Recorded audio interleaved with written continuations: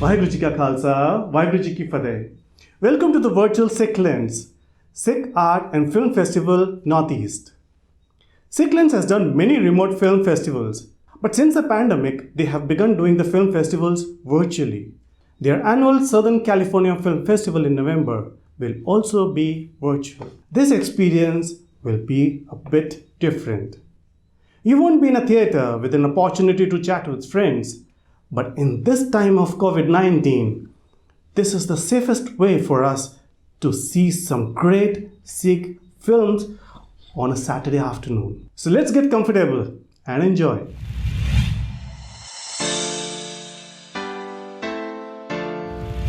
Ladies and gentlemen, presenting our first film this afternoon, India, The Forgotten Army, which documents Rana Chenna's lifelong work in researching and getting recognition for the contributions of the British Indian Army. So ladies and gentlemen, presenting our first film this afternoon, India, The Forgotten Army.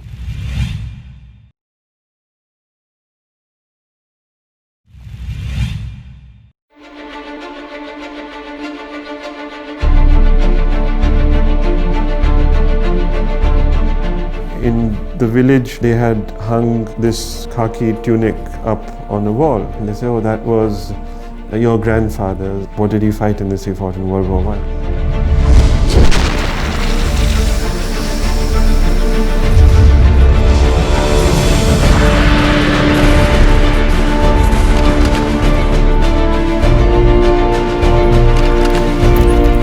We estimate 1.3 million Indian soldiers fought in the war, and what is striking is that a good 75,000 died.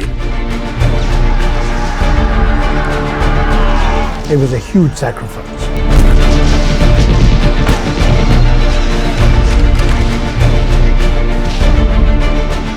India, by the end of the war, had deployed to Europe, Egypt, Palestine, Mesopotamia, East Africa, and even into China. From September to December 1914, the Indians held 1/3 of the total British line.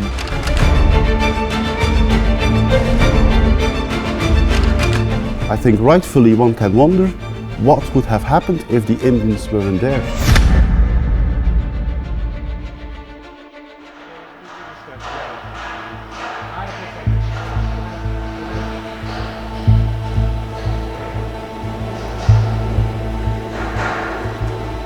When you travel amongst the battlefields in northern France, in Belgium, you will find memorials of New Zealand, of Australia, of the United States, of just about every country. We don't find anything, there is no mention of the Indian contribution. And until and unless we make an effort to underline that contribution, the world will not know of it. So we are putting up a memorial in France which seeks to commemorate those Indian soldiers who fell in France and Flanders. Fantastic. So that's kind of the plans that have been drawn up, and that's the artist's sketch which shows the pedestal on which this is mounted.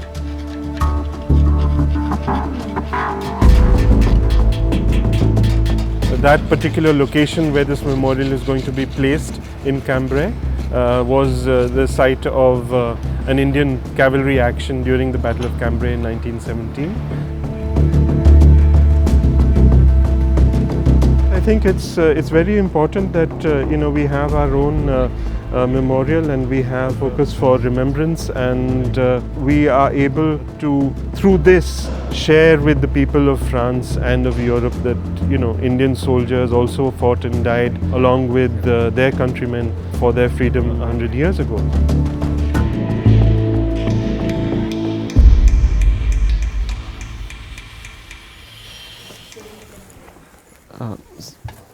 So that's the tunic, and then of course they'd wear a belt.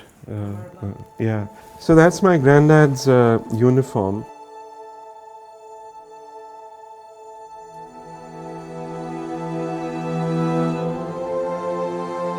It must have been, gosh, maybe 8 or 9 or 10 or 11, I can't really remember.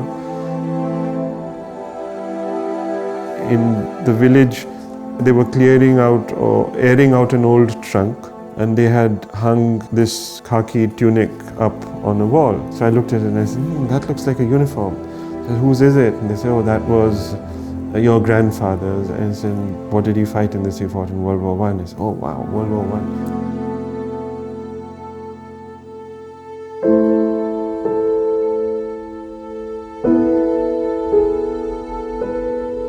So my maternal grandfather was Sawar Balaka Singh, and he joined the 7th Haryana Lancers in 1900.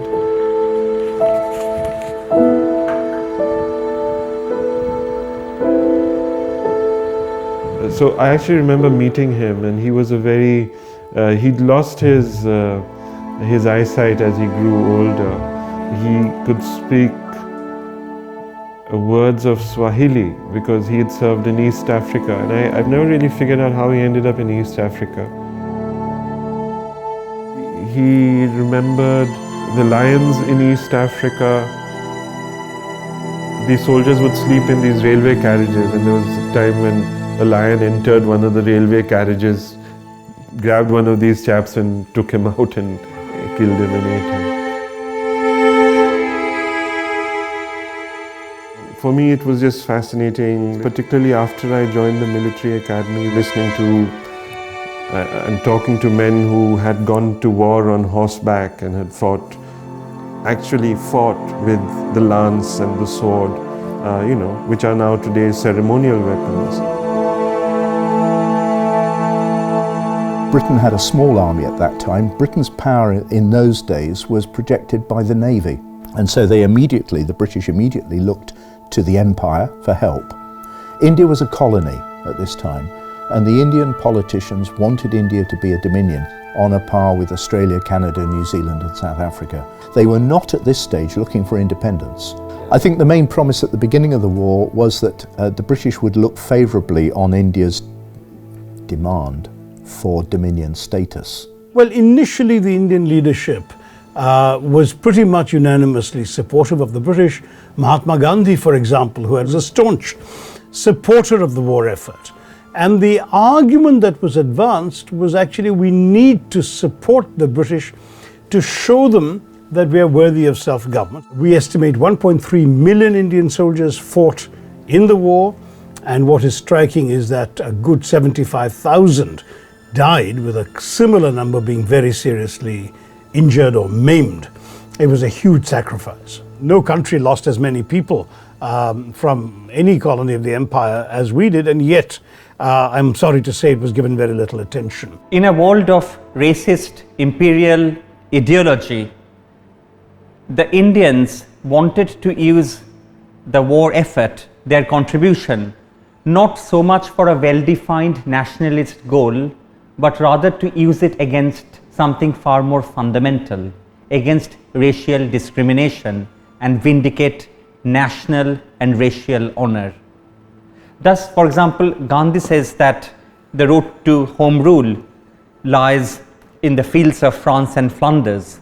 But he says more important is that the war service will give the Indians a sense of honor and military training.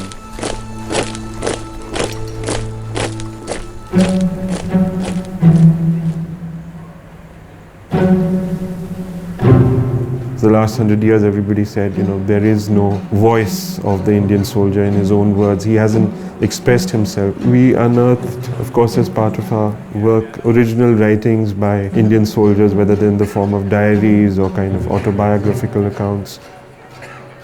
I have come to London to meet the great-great-grandson of an Indian cavalryman, Harnam Singh.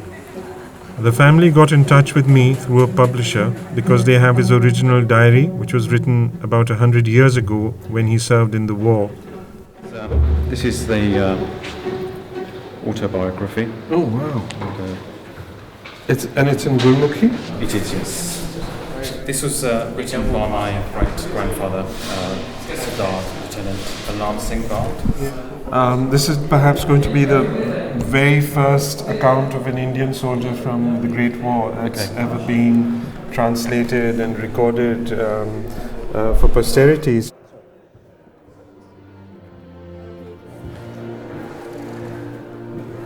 Great war German ਦੀ ਲੜਾਈ ਅਸੀਂ ਰਾਜੀ ਖੁਸ਼ੀ ਤੇ ਚਾਏ ਚਾਏ ਮਸਾਂ ਹੀ ਅਜੇ 2 ਮਹੀਨੇ ਹੀ ਕੱਟੇ ਸੀ ਕਿ ਜਰਮਨ ਦੀ ਲੜਾਈ ਲੱਗ ਪਈ They called it the German War or the Great War. Britain had decided to help France.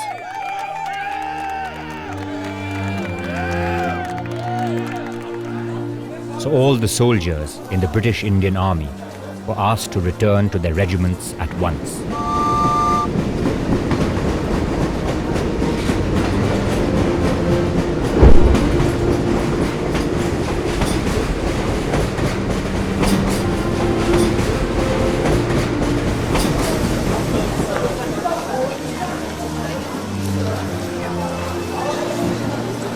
It took us 3 days to reach Bombay, where ships were being readied for our departure.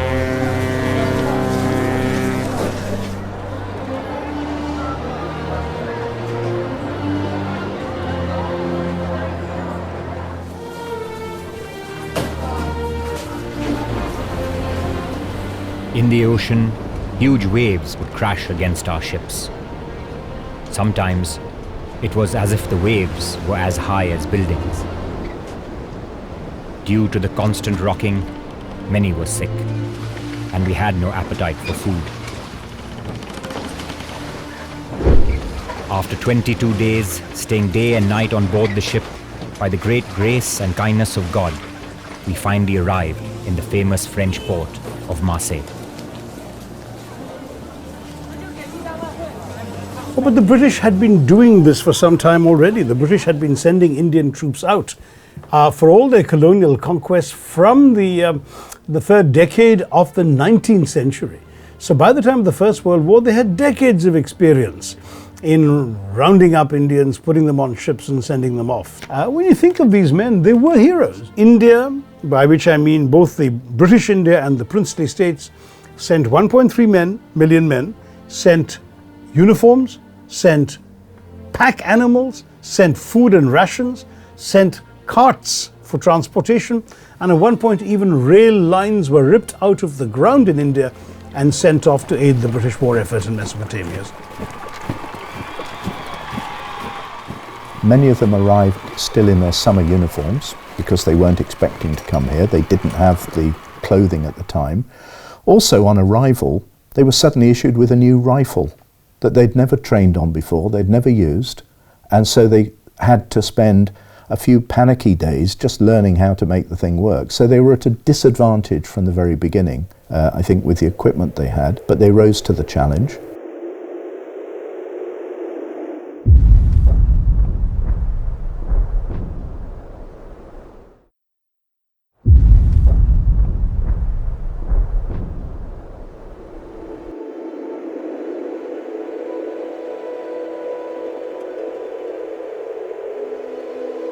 In the camps, it was very cold, and since we came from a warm country, we felt the cold even more intensely. We still only had our khaki summer uniforms.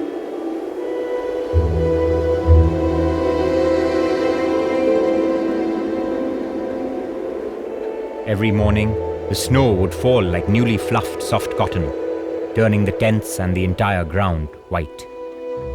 The people of Europe, having performed much penance and prayer in a past life, are all very fair.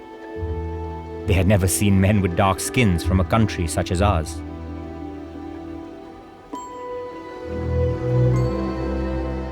They looked upon us with great affection and respect. Many delicate and high-born ladies too would shake hands with Indian soldiers with great love. The war is often understood as this clash of empires in terms of bloodshed, but it was also a turning point in the history of cultural encounters. There's this immensely moving letter when this young Indian sepoy says that I'd been staying with this old lady who is advanced in years, and 3 of her sons had gone to war, and every day this woman would come and give me breakfast, polish my shoes, make my bed, and when I had to leave the house, this woman wept for me and I'd never seen her weep even for her own sons. And as I was about to leave, she pushed a 5-franc note into my hand. And many of the sepoys refer to the French matrons as their French mother. Many soldiers were billeted on local farms, living with local people. So this is the first, I would say, the first mass immigration of Indians, Asians in Europe and living together with Europeans, where you see that immediately by living together you have mutual feelings of respect. There were some love affairs with children born from French girls and Indian soldiers. And that was extremely important to the Indians because, of course, in India, the general rule was, oh, we are ruled by white masters.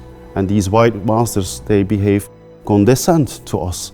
And while here in Europe, the French and the Belgian civilians, they treat us as equals. We have to remember that the British had determined that only certain classes within India were fit to fight as soldiers. And therefore they only recruited from those areas. The Punjab, the northwest frontier, was the main recruiting area.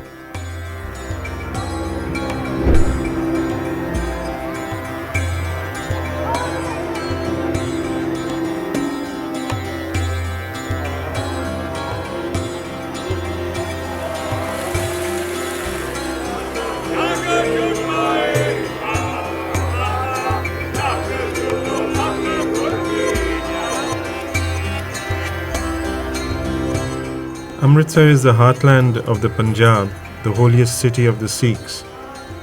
The majority of the Indian soldiers who served in the Great War came from undivided Punjab, and the British considered them to be very good soldiers.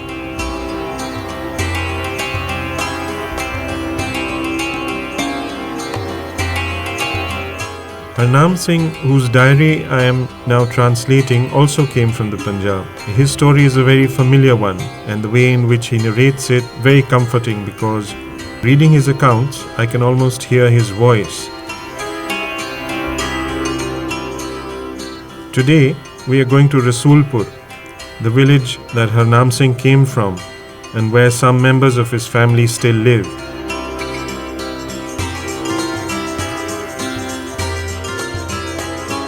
I hope we will be able to find out more about him, his personality.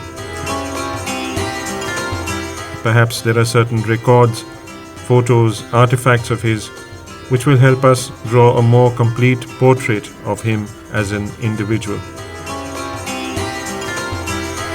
Oh, fantastic.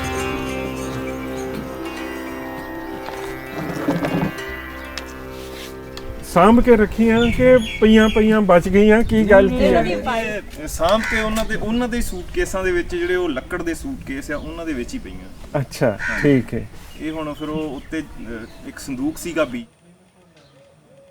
War medal, victory medal for the First World War, what the British used to call Pip, Squeak and Wilfrid. That's India General Service with Bar, Afghanistan, Northwest Frontier 1919 for the Third Afghan War. This is a typical Wilkinson cavalry sword, and you can see that has the George V's imperial cipher, the GRI, and the crown on top. The scabbard has been, of course, replaced, but they've kept it in very good condition.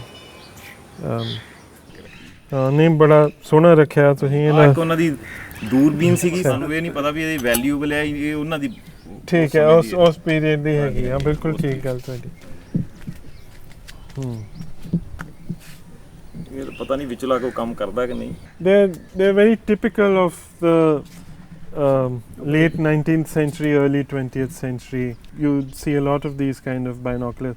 I think they're from France because you can actually read the maker's name and it says Petit Paris, I think, if I'm not mistaken. Oh, it's fantastic because it's so unusual for these artifacts to be preserved in Indian villages. Just get lost, nobody really bothers to preserve them.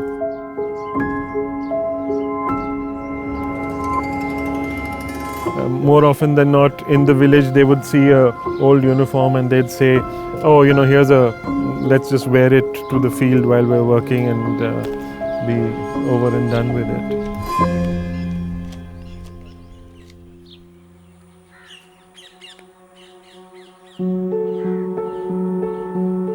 There were almost 1.4 million men that served in the First World War. There would be many, many such families across South Asia, actually, India and Pakistan, whose stories are lost to us forever. I mean, there were certain villages that had hundreds of men that, who enlisted, joined up and went to the war, and large numbers of them did not come back. We owe these men a lot, and that's, I think, a debt that is not often recognized within our society in itself.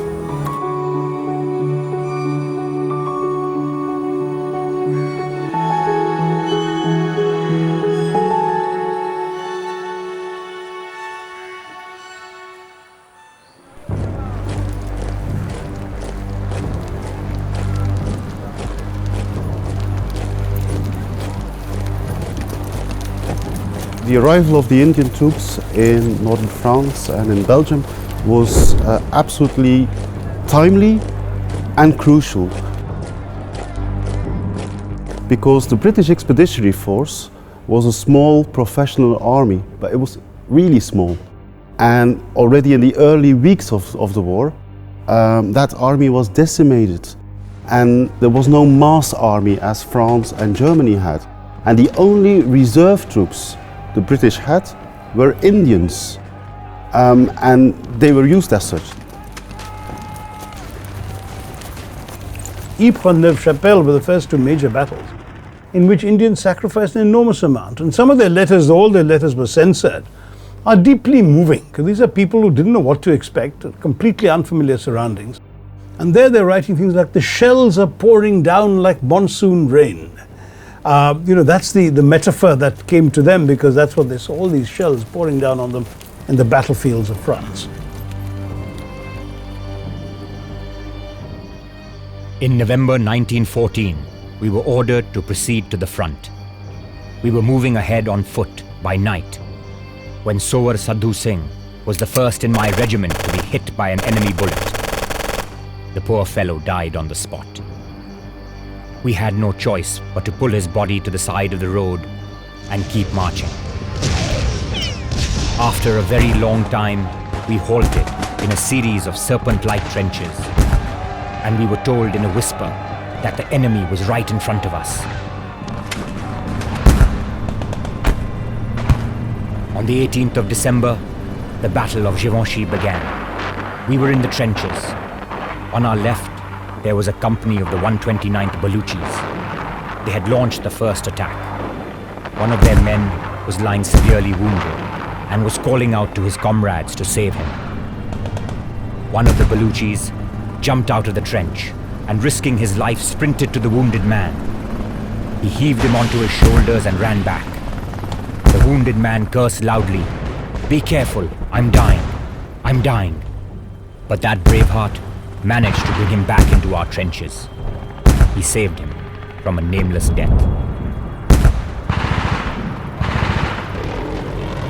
In 2 or 3 weeks of landing in Marseille, they were fighting the Battle of Ypres, which was actually a crucial battle to stop the initial German advance. The Germans were advancing in significant numbers, and at the same time the British forces were essentially not there. There were very, very few. These engagements stalled the German advance and gave the British and the French, of course, time to reorganize their forces and to recruit additional troops and send them in, which is what led to the long stalemate of the trench warfare. The conditions were difficult, the odds were great, but the Indian soldiers acquitted themselves with great heroism. For instance, if you look at the first Battle of Ypres, end of October, beginning of November 1914, we see that at one stage, 1/3 of the British line, 1/3 of the British line is held by Indian troops, which is an enormous amount. So I think rightfully one can wonder what would have happened if the Indians weren't there.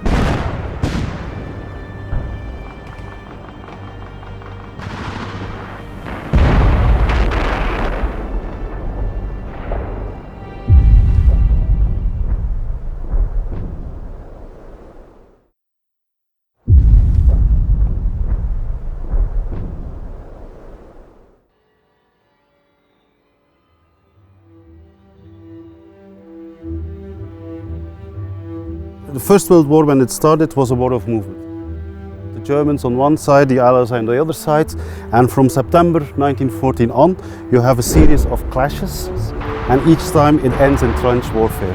And the last gap in the line that was not yet plugged, that was Ypres, which is the reason why the first Battle of Ypres was so heavily fought over.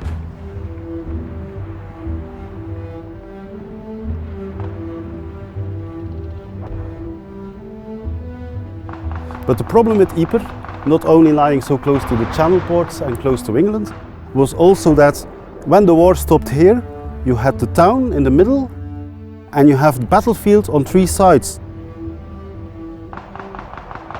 And that made it so lethal to be in Ypres. But of course there was no question of giving Ypres up. But in those 4 years it was completely destroyed. If you go to the town or everything you see here, there's nothing older than 100 years, nothing. There were literally no two stones standing one upon another. It was destroyed for 100%. And also the population, by the time the Indians arrive here, the population is entirely evacuated.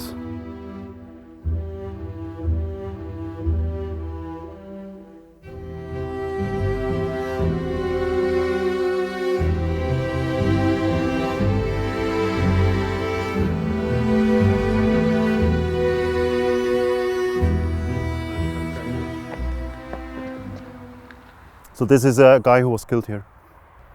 I mean, I'm far from always sure about whether they're buried or cremated and cremated and yeah, but this is a concentration cemetery, so they were brought here. So the next crossroads after this one, right, that was the German front line. Oh, fantastic. So you can literally see it in the landscape. The Indians came up from their jumping off point over there.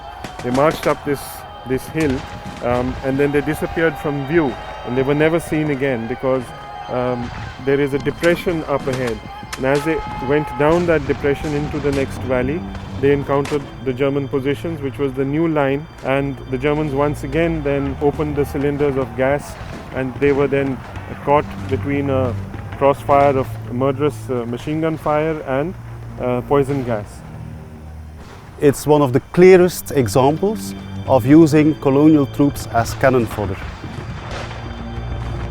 An explanation for the many tragedies, military tragedies in the First World War is the conflict between the 19th century mindset of the generals and the 20th century realities of modern warfare.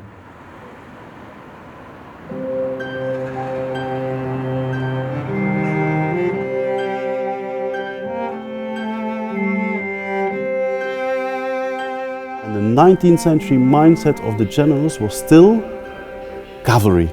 First, infantry makes a gap, and then the cavalry manages the breakthrough.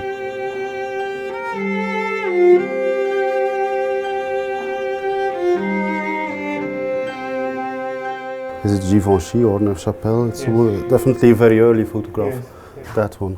Yeah. Nearly all objects that we have on display have been found here in the area, or either they were already in the museum collection or they are from private collections, and a small number of them are archaeological findings. Finding archaeological objects related to the Indian Army, that's quite rare. A remarkable thing is that there are actually more objects relating the Indians in private collections than in public collections, because following more or less official historiography, there was very few interest in the colonial troops in the museums for a very long time. So our multicultural display, if you hear the local people when they describe the Indians for the first time, They will say, oh, they are dressed like the English, except the head in a colorful towel, not knowing the word for turban. Right.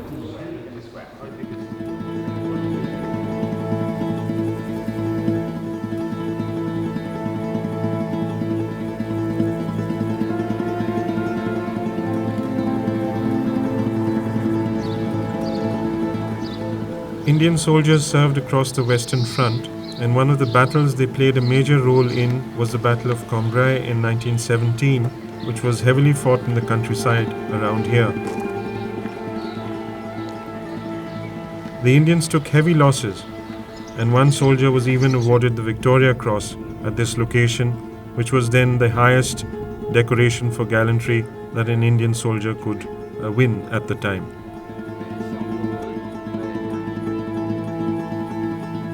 La cavalerie est partie de Pézières à droite, Right. là, derrière les lots. Oui. Derrière Oui. Une partie direction Beat Factory, Oui. ici, Oui. et une partie dans la vallée qui se trouve en bas, c'est donc Kildare Post.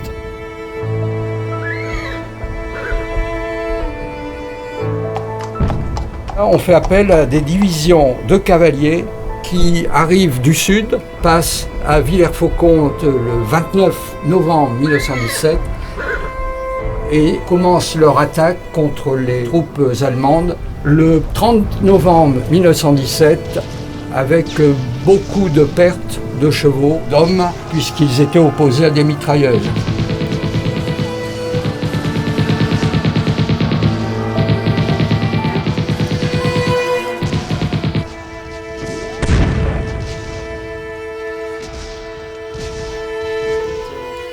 So this is where we will be building the memorial. We'll have a small information room in that tower, and the main memorial will be erected over here, which consists of the Indian national emblem.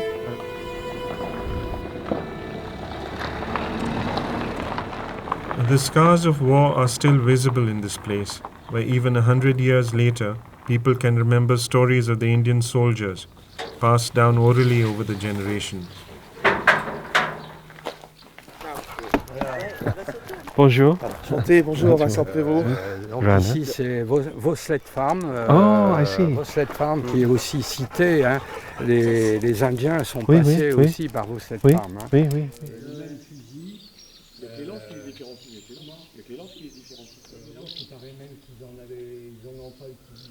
Painted also later. Somebody's painted? Je pense. Oui.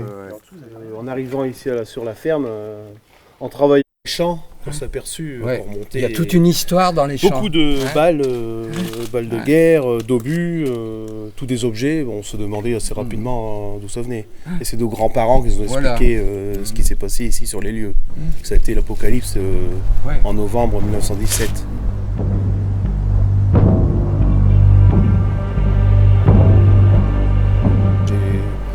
Connu mon arrière-grand-père un petit peu, et il parlait très peu. Hein. C'était pour eux un cauchemar oublié. Donc c'est longtemps après qu'on a commencé à apprendre certaines choses, certains événements qui s'étaient passés ici sur le village, traumatisants pour eux, l'évacuation, le retour des habitants, que le village n'existait plus. Le village, comme ici, la ferme a été entièrement rasée. Il n'y avait plus rien. When the memorial is ready, I'll request if we can get one helmet for a museum in India. Ah oui, oui. Oui? Yeah. Je voudrais un casque, bon, on en trouvera un. Non. Je peux vous l'offrir. Oh, thank you. Ce serait avec grand plaisir. Okay. Merci beaucoup. That'll be great. Fantastic.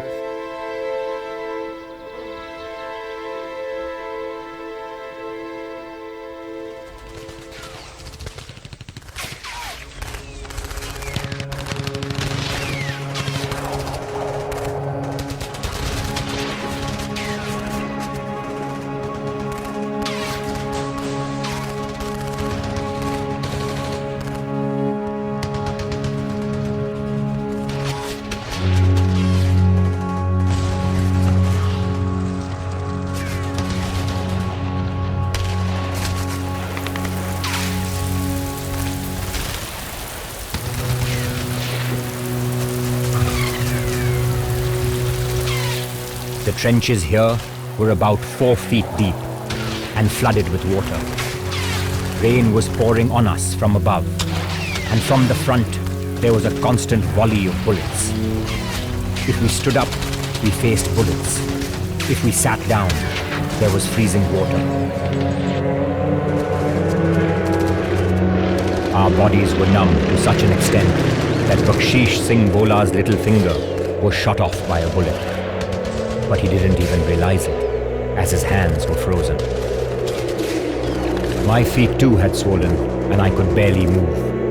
The days would somehow pass by, but at night the air was filled with the moans of pain from men all around us.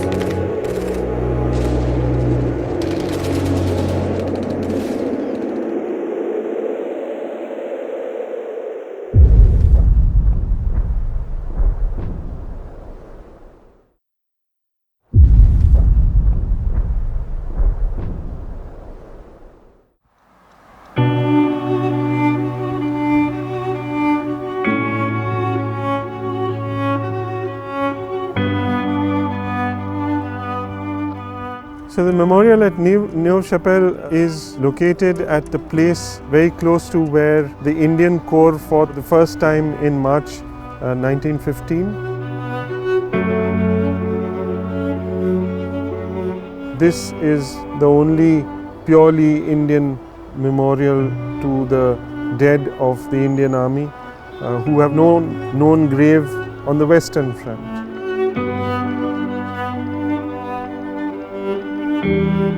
The name over here, Jamidar Kapoor Singh of 57th Wiles Rifles, is one of the first regiments to land in Europe and go into action.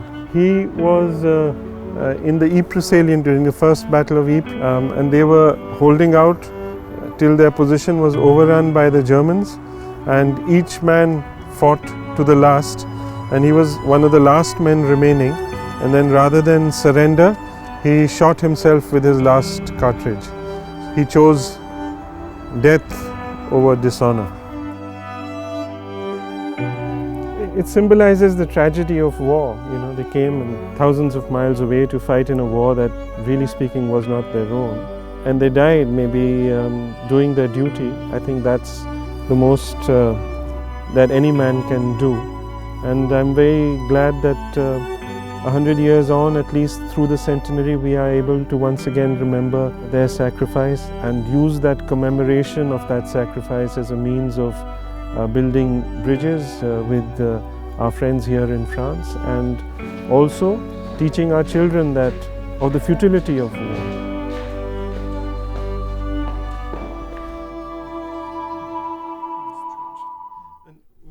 Some, and up in the northeast particularly, they said, I don't have an army, I don't maintain an army, but I can raise labourers for you.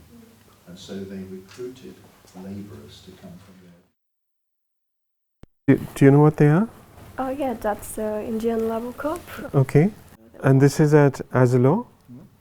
With the airfield Airfield. of Azelo. Ah. And all of them, because the French army took a lot of photos dealing with that place. Right. Fortunately. Yes, yeah, fantastic.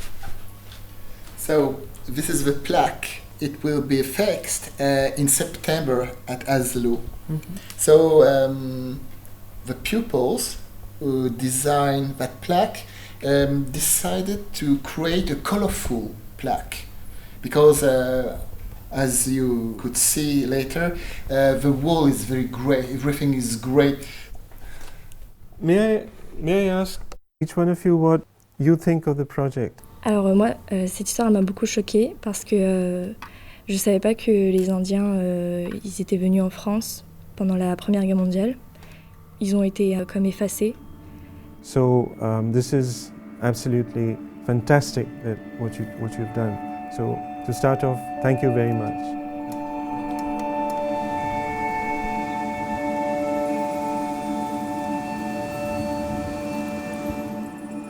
Even in India itself, very, very few people are aware of the contribution of the Indian Labour Corps. So to have somebody in France, young people, studying this, shedding light on it, I think is a very, very commendable project, and I'm very, very glad to be associated with it. They're very well looked after and they're in a very peaceful place.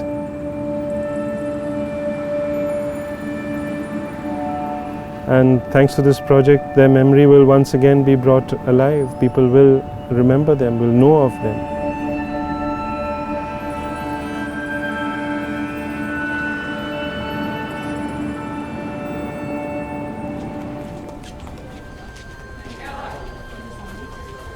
Of the Indians who served in the Great War, nearly 74,000 lost their lives in the line of duty. Tens of thousands of them were gravely injured. Arnam Singh suffered severe frostbite in the freezing trenches.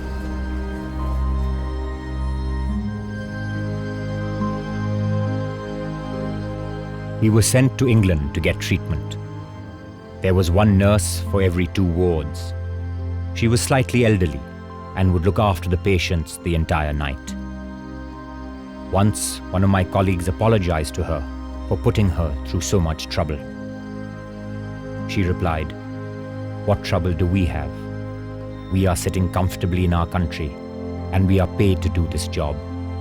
It is you who have borne the trouble. For our country, you have left your own land. Whatever we do for you can never be enough."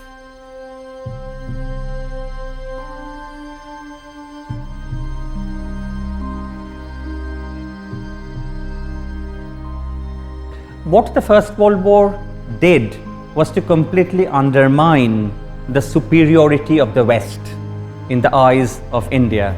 For example, if Europe cannot contain its own barbarity, what right has it got to rule other nations? At a time when the whole world was breaking apart, many of the Indians actually were coming together in the battlefield. I remember this letter from a Sikh cavalryman, Tara Singh, written I think in 1916, saying how on the way back from Marseille, he had 8 hours in Paris and he wanders around the city and he writes, "On that day, we all ate at the same table.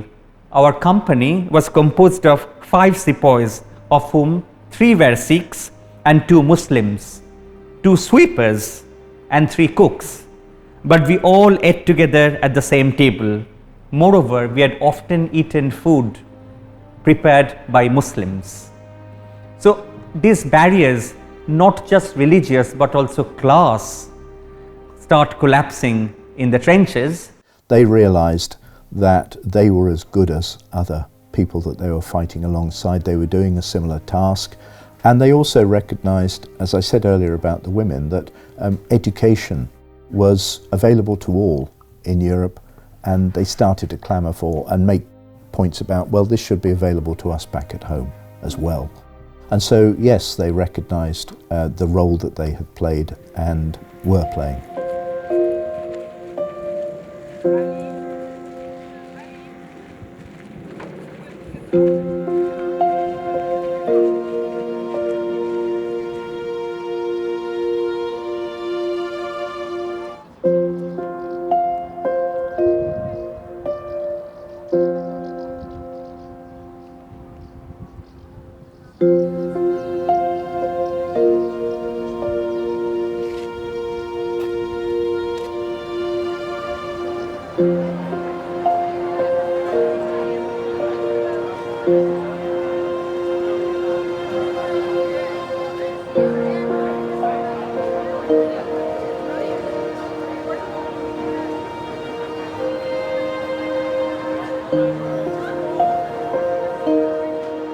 India was a full participant in the conference, and it was a signatory to the Treaty of Versailles, which formed the League of Nations. So India's signature is on that foundation document, and that's because of a British recognition that I think what they had done during the war deserved to be rewarded in that way.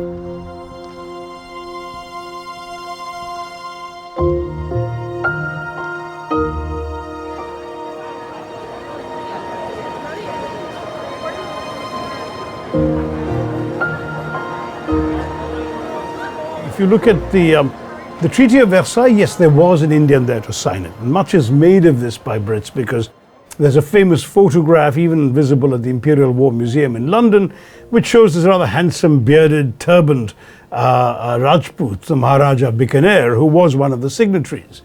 But he had absolutely no role in negotiating any of the terms.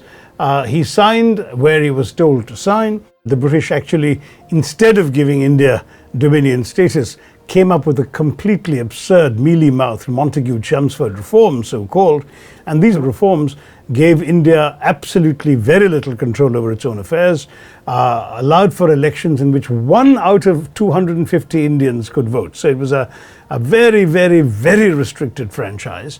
And on top of that, vote for what? For advisory positions with minor portfolios in provincial councils, while all real power for taxes, for revenue, finance, defense, security, law and order, police, etc., were all kept in British hands. There's not one history, and history is not about the truth. History is searching for the truth. So that's something that will evolve in India as well, and that is evolving. That is evolving.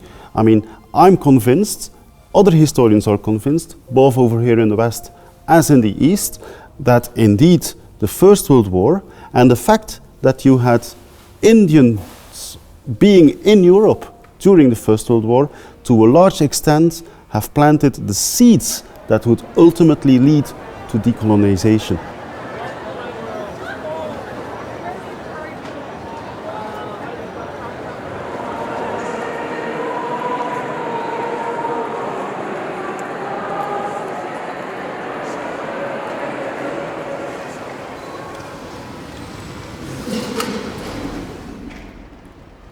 Ladies and gentlemen, the Last Words Association welcomes you to this daily act of remembrance. During this ceremony, we remember, as every day of the year, the sacrifice of hundreds of thousands of soldiers who died near Ypres and in so many other places, fighting for the causes of freedom and peace.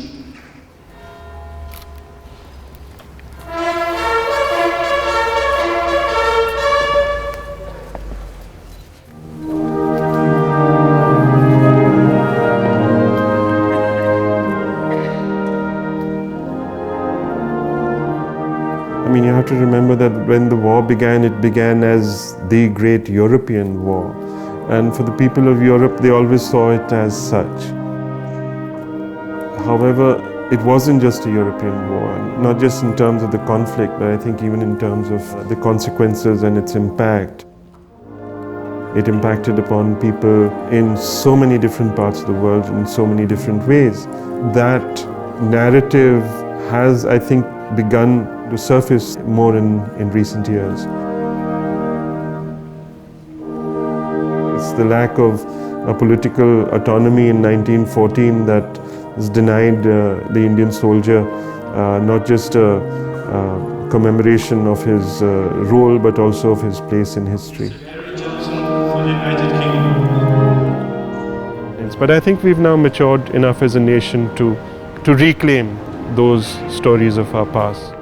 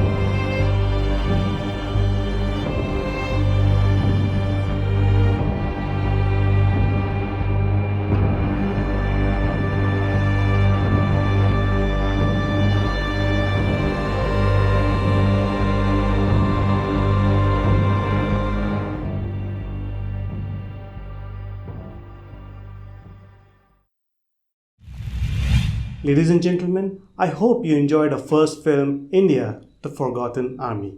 Our next film was premiered at last November's Sikhlens Sikh Arts and Film Festival, that this year will feature its art exhibition virtually. Presenting Jallianwala Repression and Retribution, which is a film based on artwork by the British artists, the Singh Twins. They narrate the film and discuss their research into Jallianwala and their efforts in the creation in this artwork. Ladies and gentlemen, our second film this afternoon, Jallianwala, Repression and Retribution.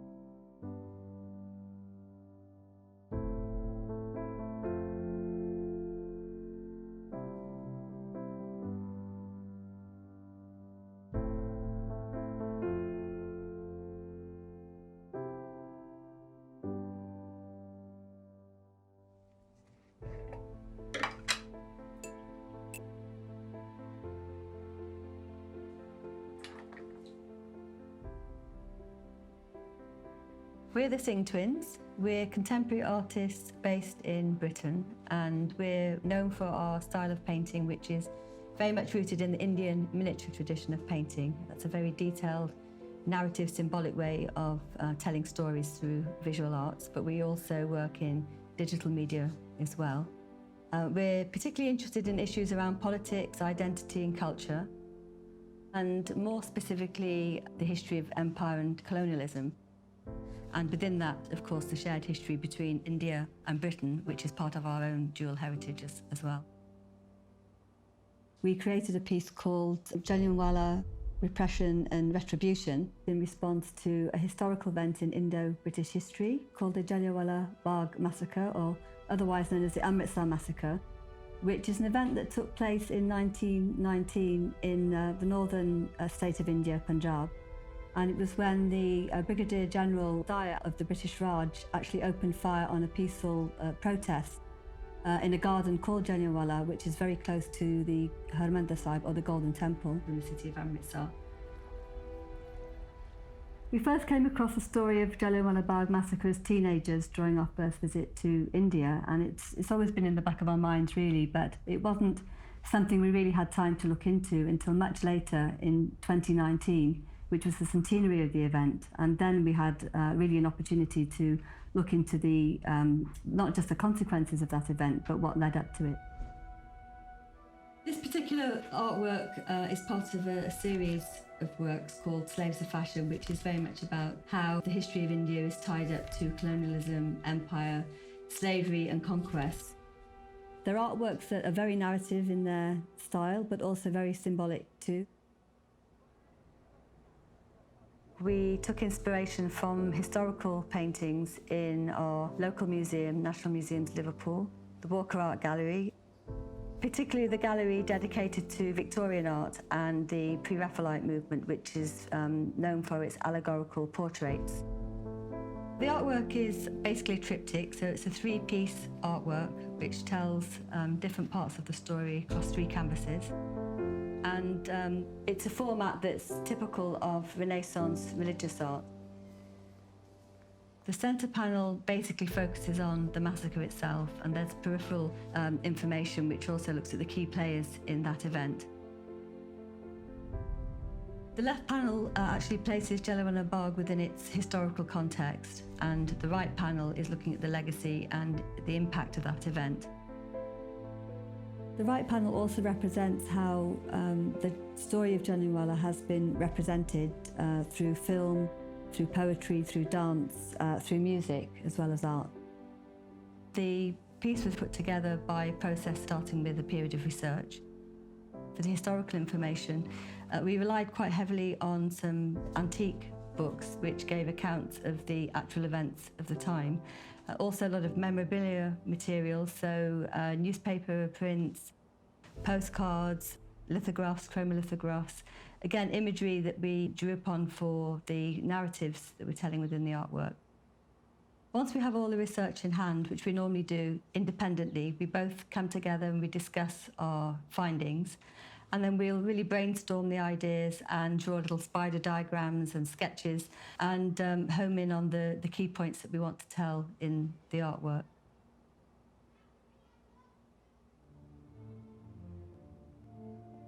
The artwork itself is actually a mixed media artwork, so that means it's not just using the traditional hand painting techniques for which we're primarily known.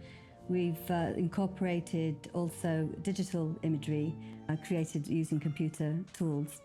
And then also we've used some of the archive material that we've collected relating to the whole story of Jallianwala Bagh massacre. With a lot of the historical imagery, the first thing we do is scan that image into the computer. We then print it out in reverse so that we can trace the image with a fine line, turn it back to the right side up and trace the image onto the board that we work on. And once that really fine detailed drawing is completed, we're ready to start painting it. We can also colorize using computer tools.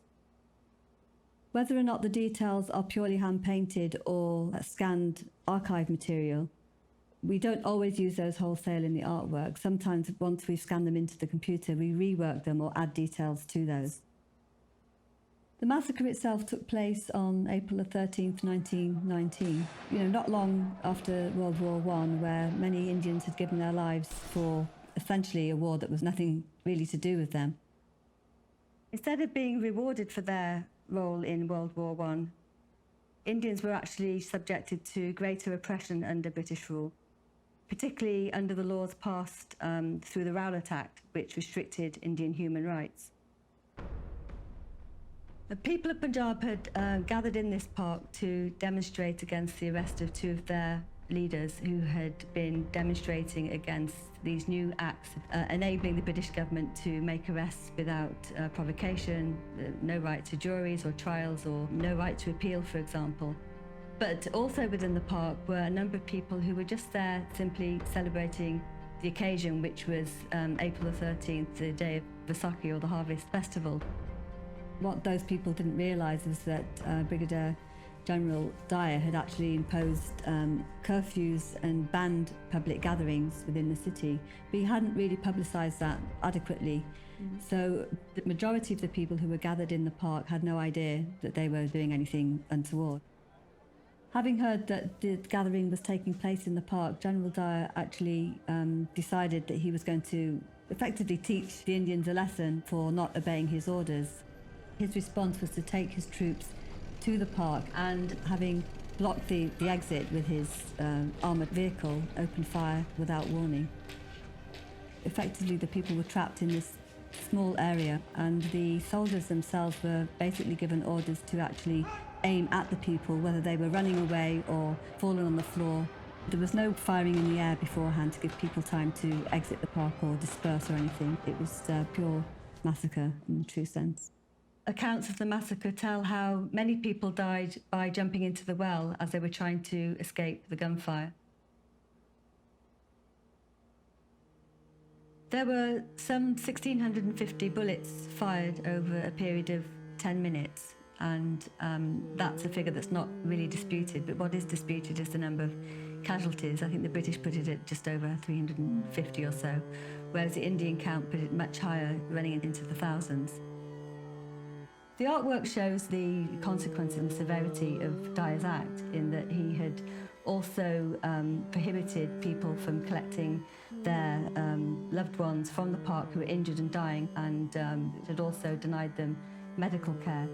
And so there are contemporary accounts of how those people were remained within the park, suffering throughout the night, and fell victim to the jackals and the vultures.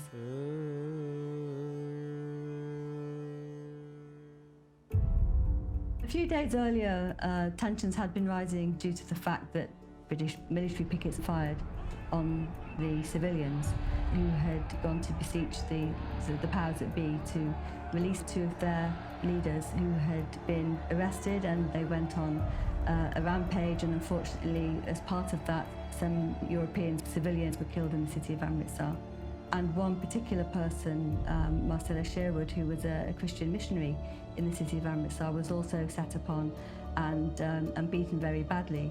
The street where the missionary was beaten up is actually represented within the artwork, and this was dedicated as a sacred space by Brigadier General Dyer, and as a punishment not just to the people who had caused this act of violence, but to any citizen living within the street or wanting to access the street. He actually made them crawl on their stomachs, which caused all sorts of abrasions and cuts. And the people that were made to do this were not allowed to get up at any point. They had soldiers stationed at either end of the street. And this was just one sort of episode in a whole regime of violent retribution against Punjabis that Dyer had instigated within the city since the attack on Marcella Sherwood. After the massacre itself, Dyer imposed martial law in Amritsar and other parts of Punjab.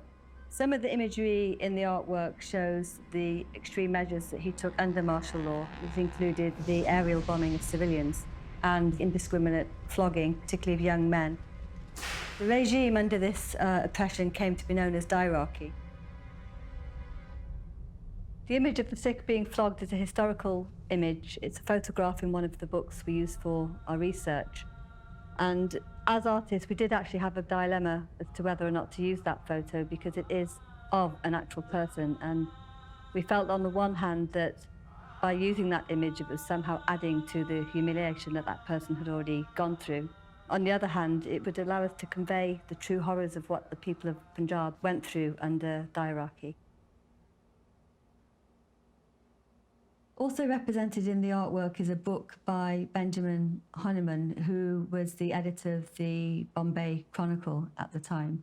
And he actually went against the blackout that was imposed in India against reporting on the massacre, but also through the imposition of martial law that followed the massacre under Dyer's leadership. And that led to an inquiry known as the Hunter Commission, where Dyer was called from India to Britain to answer for his actions. The Hunter Commission, I think, reveals that Dyer saw the crowd in Amritsar as akin to the mutineers of a previous uprising against the British Empire that occurred in 1857, known as the Indian Mutiny, or from the Indian point of view, the Indian Uprising or Rebellion. And it sort of shows his mindset, his justification for his actions, linking back to a fear of a repeat of a similar kind of uprising that was threatening the British Empire. The Indian Mutiny of 1857 is actually depicted in the left panel of the artwork by a figure of Britannia slaying the Bengal tiger. And Bengal is represented because it was one of the states of India alongside Punjab that really led revolutionary activities against the British Raj. To some, Dyer was the saviour of the British Empire in India, putting down what he saw these mutineers. And to others, he represented the satanic face of empire. The outcome of the Hunter Commission was that Dyer was forced into retirement, but there were no criminal charges brought against him. Dyer did maintain throughout the commission that he had been absolutely correct in what he had done. He felt that he was defending the empire from Indian revolutionaries as he saw them, and that he was basically protecting the commercial interests of the empire. But I think there are reports of his death where there is a sense that there was some kind of doubt and remorse in his own mind.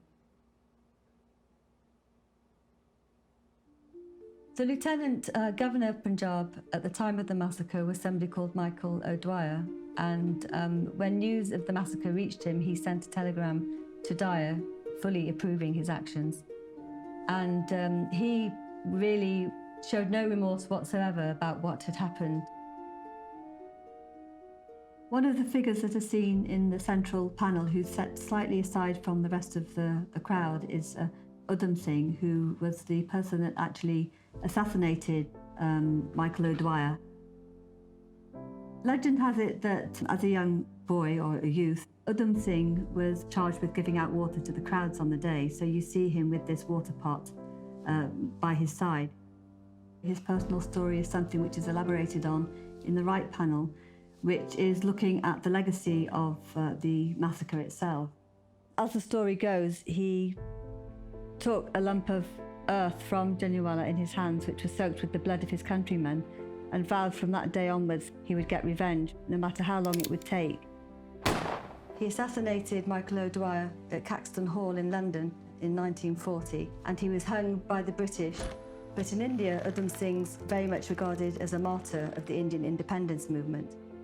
Udham Singh's ashes are buried partly under the memorial that's dedicated to the victims of Jallianwala Bagh in Amritsar. The Jallianwala Bagh massacre was a turning point in Indian-British history, particularly in the context of the Indian freedom movement. Up until that point, I think Indians felt that they could really gain some autonomy, but not necessarily split completely from the British Empire. After the massacre, they realised that they couldn't really trust the British, even people like Gandhi and Nehru, who had really been, to a certain extent, sympathetic to the British. At that point, realised the only way to get true autonomy and freedom was to boot the British out of India.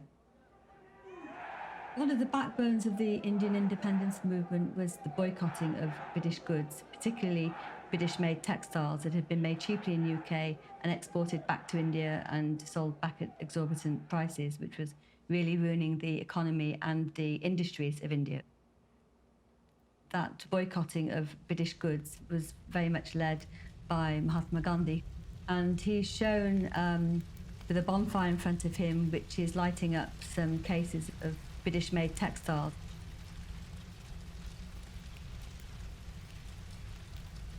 The Jallianwala Bagh massacre, I think, really revealed to many Indians the true face of empire, and that's depicted in the right panel where we have Britannia as the demon who is taking off her beautiful mask, if you like, and revealing the truth behind that. The tree that's represented in the right panel is symbolic of the Hindu, Muslim, Sikh unity, which was demonstrated after Jallianwala Bagh. The tree itself represents India, symbolised by the peacock, the national bird of India, and the three flowers on the tree represent the three communities coming together against the British rule. So you have the lotus for the Hindus, you have the Muslims represented by the red rose, and the Sikhs by the saffron marigold. The link between Jallianwala Bagh and the Indian independence movement is also shown through the figure of Annie Besant. She was a British-born socialist and revolutionary, if you like, of Irish descent, who was a very keen supporter of the Indian independence movement. She actually established the Home Rule League with another Indian nationalist called Tilak. And she became a president of the Indian National Congress, who were at the forefront of the Indian freedom movement. And she's dressed in a gown that has a motif on it made up of Irish shamrocks and also Indian paisley motifs. And that really shows the affiliation between the Irish cause for freedom from British rule at that time and the Indian cause for freedom from British rule. The artwork is not just about a particular people, place and time. It looks beyond India and Britain to the universal story of state violence and oppression against innocent civilians. And with the Jallianwala Bagh massacre, we wanted to make parallels with other similar massacres that have taken place, not just before 1919, but also following on. So you have representations in the middle panel of the Boston massacre, the Peterloo massacre, which happened in Manchester in UK, and also the other Amritsar massacre of 1984, when the Indian government stormed the Golden Temple. For this reason, the Jallianwala Bagh artwork references an earlier work of ours called 1984, which is looking at the story of the 84 massacre. And many of the figures of that painting are reflected and reworked in the Jallianwala Bagh artwork.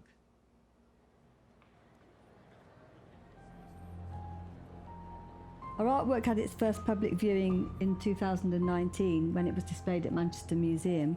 And it actually coincided with an exhibition that they were hosting in collaboration with the Partition Museum in Amritsar on the Jallianwala Bagh massacre.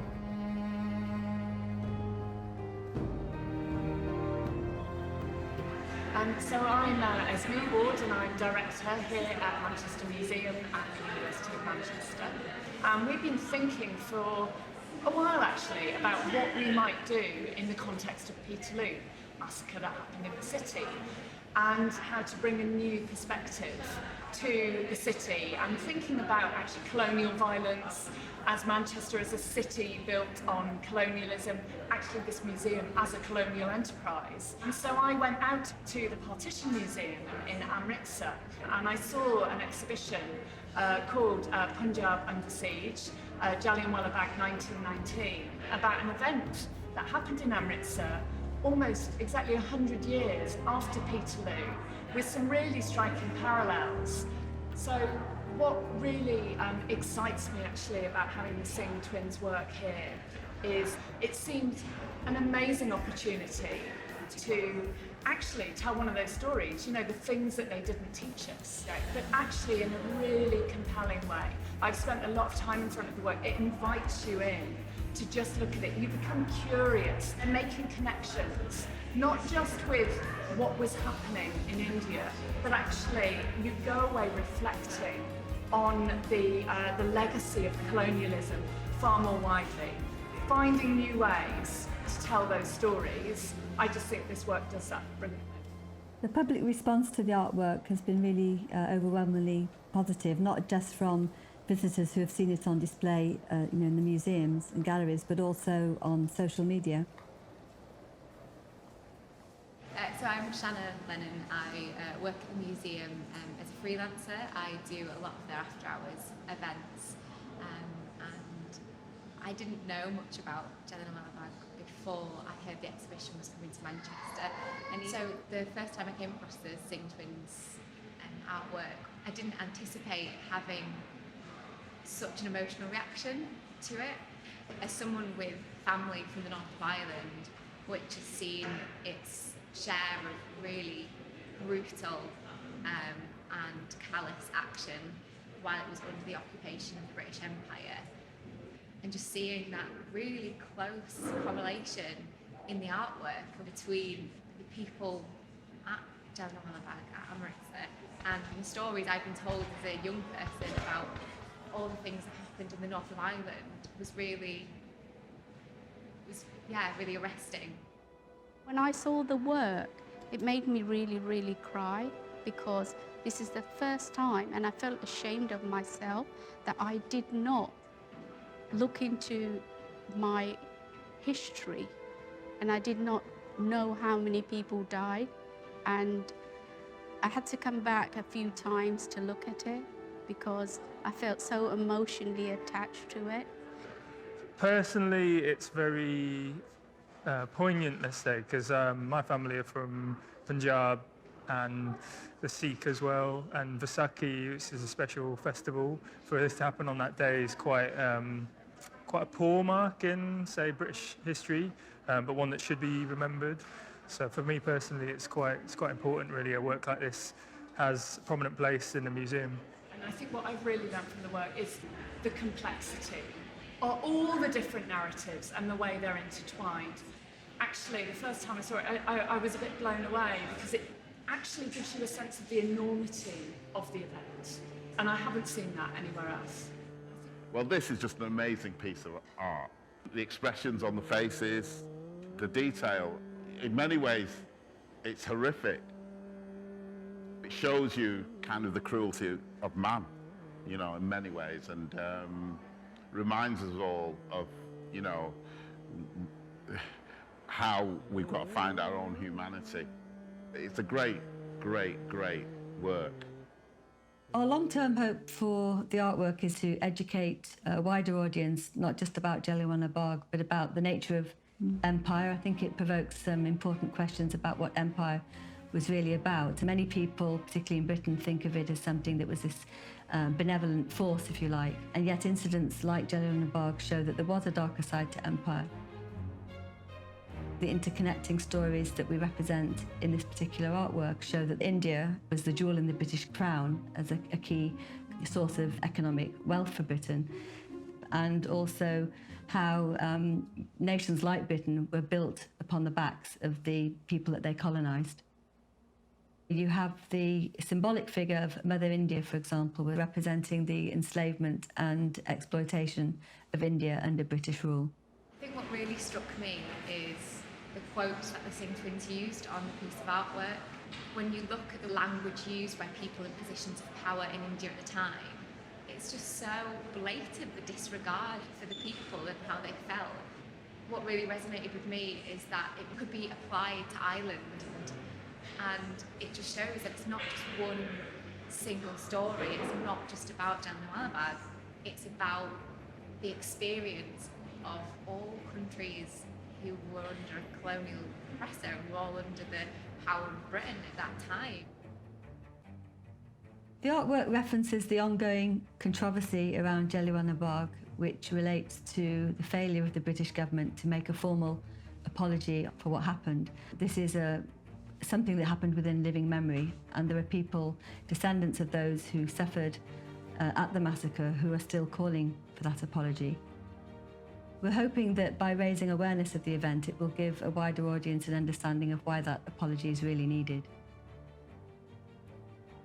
Knowledge about the Jallianwala massacre was suppressed at the time, and it's basically remained a largely hidden episode in modern history. Why haven't we learnt about it, and why has it been hidden? This story needs to be told because history needs to be kind of rewritten, and the schools children should learn about this because it's so important. This art piece, it needs to really, really be embedded into our British society.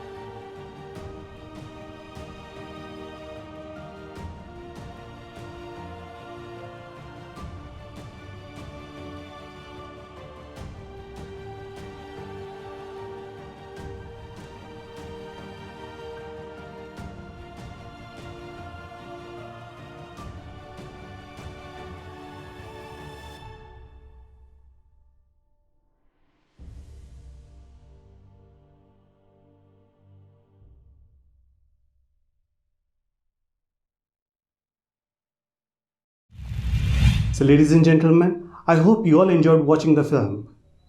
Now, the next film was also premiered at last November's Sikhlens Sikh Art and Film Festival, which this year will feature its Sikh-centric films virtually. Presenting Shades of Indigo, in which Sam Dhaliwal is a Sikh farmer who migrated to America in 1976. Starting with just 10 acres of land, Sam today owns over 400 acres of farmland in Bellingham, Washington. So now presenting the third film this afternoon, Shades of Indigo.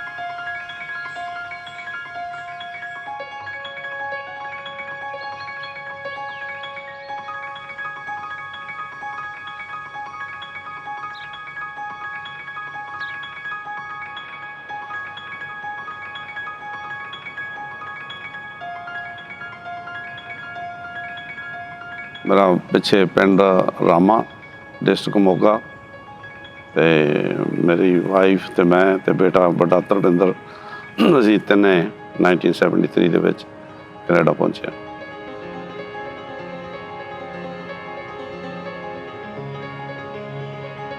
ਮੇਰਾ ਨਾਮ ਸ਼ਮਸ਼ੇਰ ਸਿੰਘ ਧਾਲੀਵਾਲ, ਔਰ ਮੈਂ ਜਦੋਂ Canada ਵੀ ਮੇਰੀ ਜਦੋਂ ਆਉਣਾ ਸੀ interview ਦੇ ਉੱਤੇ, ਉਹਨੇ ਅਫੀਸਰ ਨੇ ਪੁੱਛਿਆ ਸੀ ਵੀ ਕੀ ਕਰੇਗਾ ਤੂੰ ਜਾ ਕੇ ਕੈਨੇਡਾ, ਵੀ ਤੇਰਾ ਕੋਈ ਐਕਸਪੀਰੀਅੰਸ? ਮੇਰਾ ਕੋਈ ਐਕਸਪੀਰੀਅੰਸ ਨਹੀਂ, ਮੈਨੂੰ ਟਰੈਕਟਰ ਚਲਾਉਣਾ ਆਉਂਦਾ ਅਤੇ ਮੈਨੂੰ ਐਗਰੀਕਲਚਰ ਬਾਰੇ ਪਤਾ, ਅਤੇ ਵੀ ਇਹੀ ਕੁਛ ਮੈਂ ਕਰੂੰਗਾ ਜਾ ਕੇ।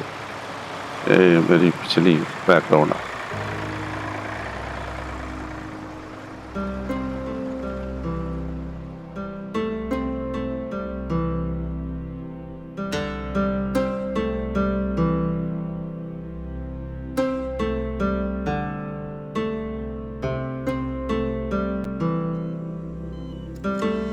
ਛੇ ਸਾਲ ਦਾ ਜਦੋਂ ਫਾਦਰ ਦੀ ਡੈਥ ਹੋ ਗਈ। ਬਾਕੀ ਰਿਸਪੋਂਸੀਬਿਲਿਟੀਆਂ ਮੇਰੇ ਯੰਗ ਏਜ ਦੇ ਵਿੱਚ ਹੀ ਕਾਫੀ ਪੈ ਗਈਆਂ। ਫਿਰ ਮੈਂ ਹਾਈ ਸਕੂਲ ਤੋਂ ਅੱਗੇ ਪੜ੍ਹ ਨਹੀਂ ਸਕਿਆ। ਪਹਿਲਾਂ ਮੇਰਾ ਵਿਚਾਰ ਮੈਂ ਬਹੁਤਾ ਮੇਰਾ ਇੰਟਰਸਟ ਨਹੀਂ ਸੀ ਆਉਣ ਦਾ, ਇੱਥੇ ਕਰੇਜ ਨਹੀਂ ਸੀ, ਮੈਂ ਘਰੇ ਸੌਖਾ ਸੀਗਾ, ਪਰ ਮੇਰੀ ਮਦਰ ਦਾ ਇਹ ਸੀਗਾ ਵੀ ਇਹ ਬਾਹਰ ਚਲਾ ਜਾਵੇ। 1976 ਤੇ ਫਿਰ ਐਬਸਫੋਰਡ ਫੈਮਿਲੀ ਸੀਗੀ, M&G ਬ੍ਰਦਰ ਮਹਿੰਦਰ ਸਿੰਘ ਗਿੱਲ, ਉਹਨਾਂ ਨੇ ਮੈਨੂੰ ਸੁਜੈਸਟ ਕੀਤਾ। ਉਹਨਾਂ ਨੇ ਮੈਨੂੰ ਲਿਆ ਕੇ ਕਿਹਾ ਵੀ ਤੈਨੂੰ ਉੱਥੇ ਐਬਸਫੋਰਡ ਲੈ ਚੱਲਣਾ, ਫਾਰਮ ਲੈ ਕੇ ਦੇਣਾ। ਮੈਂ ਐਬਸਫੋਰਡ ਮੂਵ ਹੋ ਗਿਆ ਸੀ। ਉਹਨਾਂ ਨੇ ਮੈਨੂੰ 10 ਏਕੜ ਉਹਦੇ ਵਿੱਚ ਘਰ ਸੀ, ਇੱਕ ਟਰੈਕਟਰ ਸੀਗਾ, ਉਹ ਲੈ ਕੇ ਦਿੱਤੇ।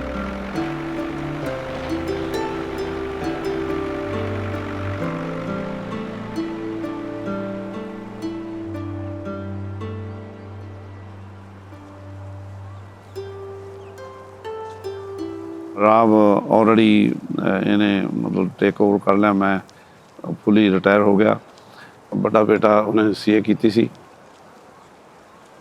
ਉਹਦਾ ਕੋਈ ਇੰਟਰਸਟ ਨਹੀਂ ਸੀ ਬਹੁਤਾ ਫਾਰਮ ਦੇ ਵਿੱਚ, ਅਤੇ ਉਹਨਾਂ ਕਿਹਾ ਵੀ ਜਦੋਂ ਉਹ ਤੋਂ ਬਾਅਦ ਮੈਂ ਫਿਰ ਧਿਆਨ ਦਿੱਤਾ। ਮੈਂ ਉਹਨੂੰ ਪੁੱਛਿਆ ਵੀ ਰਾਵ ਤੇਰਾ ਐਗਰੀਕਲਚਰ ਬਾਰੇ ਕੀ ਖਿਆਲ ਆ, ਅਤੇ ਫਿਰ ਮੈਨੂੰ ਇਹ ਕਹਿੰਦਾ ਵੀ ਪਾਪਾ ਮੈਂ ਕਿਹਾ ਕੀ ਕਰਨਾ ਤੂੰ? ਇਹ ਕਹਿੰਦਾ ਮੈਂ ਆਰਕੀਟੈਕਚਰ ਕਰਨੀ।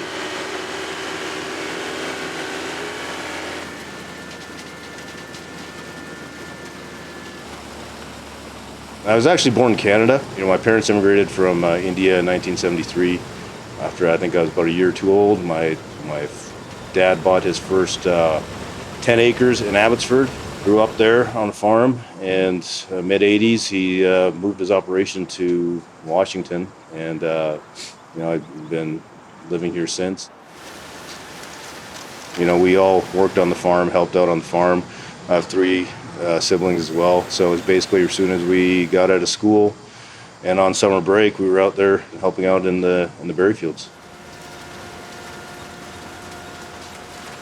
No, I didn't inherit anything. Obviously my father's helped me along, but he created a business. I bought into the business. He owns a larger percentage, and I rent it back from him at this point. I was actually going to go to college for architecture. Came back home the first summer and realized that wasn't going to work for me.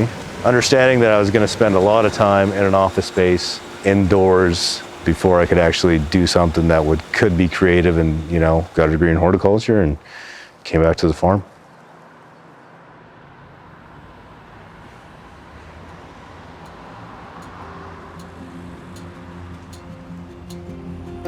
Whatcom County is a first county on the Canadian-US border.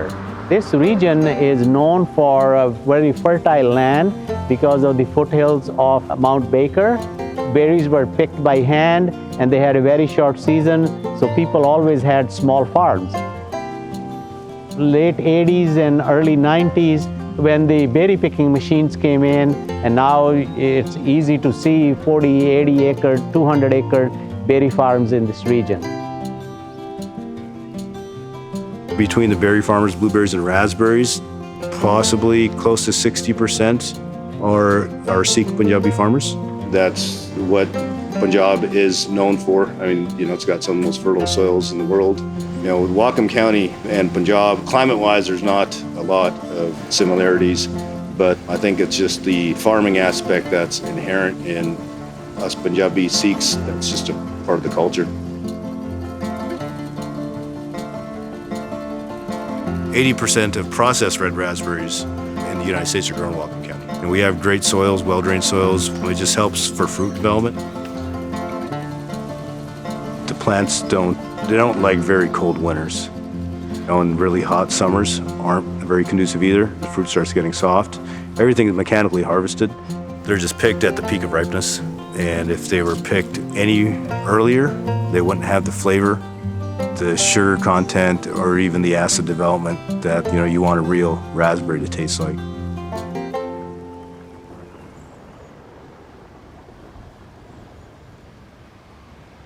ਉਹ ਇਹੀ ਹੈ ਵੀ ਤੁਸੀਂ control ਨਾਲ ਚੱਲੋ ਜੇ ਹੁਣ ਮੈਂ ਇਸ ਗੱਲ ਨੂੰ ਬਹੁਤਾ ਨਹੀਂ ਲਾਈਕ ਕਰਦਾ ਵੀ ਤੁਸੀਂ ਹੋਰ ਐਕਸਪੈਂਡ ਕਰੀ ਜਾਓ ਟੂ ਮੱਚ ਜ਼ਿਆਦਾ ਜਿਹੜਾ ਕਿ ਆਊਟ ਆਫ ਕੰਟਰੋਲ ਹੋ ਜੇ ਪਰ ਆਪ ਹੁਣ 5 ਕਰੇ 50 ਕਰੇ ਹਾਂ ਮੈਂ ਤੋਂ ਪੁੱਛਦਾ ਹਰੇਕ ਗੱਲ ਪੁੱਛ ਲੈਂਦਾ ਮੈਂ ਉਹਨੂੰ ਦੱਸ ਦਿੰਦਾ ਅਤੇ ਜਿਹੜੀ ਵੀ ਗੱਲ ਤੋਂ ਮੈਂ ਤੁਹਾਡੇ ਬਾਅਦ ਪੁੱਛਦਾ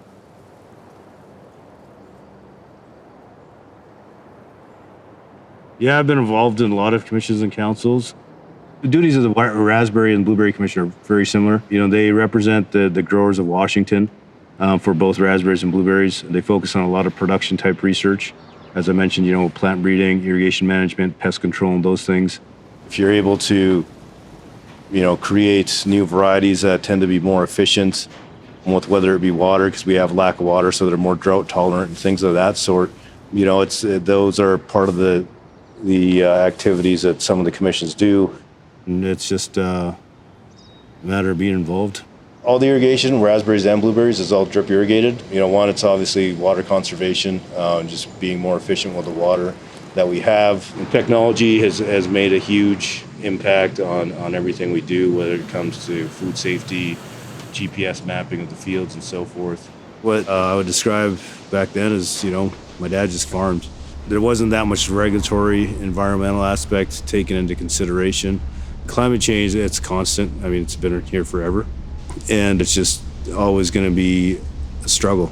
The only thing we have control over is what we do to tend the fields and how to maintain them and how to manage them. We have to make sure that we're doing everything we can to preserve the ground we're growing these plants on, because if the weather continues to change the way it is, food could become scarce.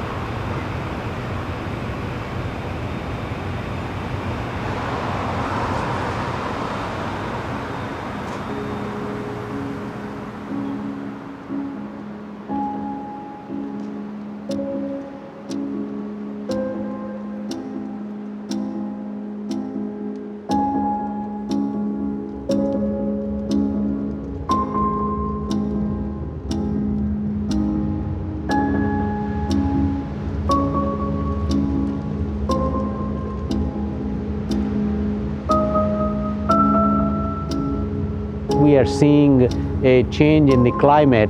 The weather is much hotter than what was, say, 25-30 years ago. There's more water scarcity in this region now. The blueberries and raspberries are very weather dependent. It rains at different times than before, and it deteriorates the crop. It can affect the yield. But climate is going to impact, and we don't know how we will handle that.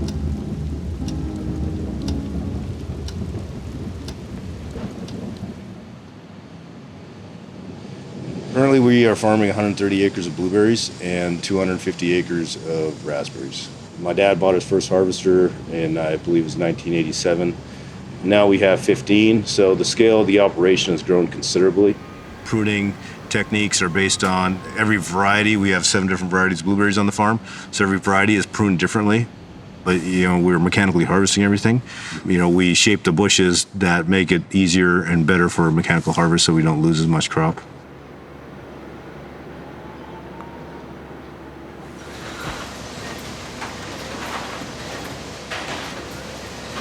ਸਾਡੇ ਕੋਲੇ harvest time ਸਾਡੇ ਕੋਲੇ 120 people processing ਦੇ ਵਿੱਚ ਮਸ਼ੀਨਾਂ ਤੇ ਟਰੱਕਾਂ ਤੇ about 110 to 120 people ਹੁੰਦੇ ਆ Hispanic US American ਲੋਕ ਸਾਰੇ ਜਿੰਨੇ ਵੀ ਸਿਟੀਜ਼ਨ ਤੇ ਸਾਰੇ ਮਿਕਸ ਹੈਗੇ ਆ ਜਿੰਨੇ ਵੀ ਹੈਗੇ ਜਿਹੜੇ ਸਾਡੇ ਕੋਲੇ ਕੁਝ ਬੰਦੇ ਹੈਗੇ ਜਿਨ੍ਹਾਂ ਨੂੰ 20 ਸਾਲ ਹੋ ਗਏ ਤੇ ਉਹ ਫੈਮਿਲੀ ਮੈਂਬਰਾਂ ਵਾਂਗੂ I came from Michoacán, Mexico, in the year 1997. Me gusta estar en el farm que es del campo, porque tiene del campo, hace la fruta y no sé. Y aquí trabajé hace como 20, 21 años en el campo. Podábamos la raspberry y empezó a seguir y me empezó a apasionar más y ahora es lo que más me gusta. I am 19 years old, worked here for 6 years, and this is my second year of forklifting. I think it's increased slightly. Yeah, the production has more fruit.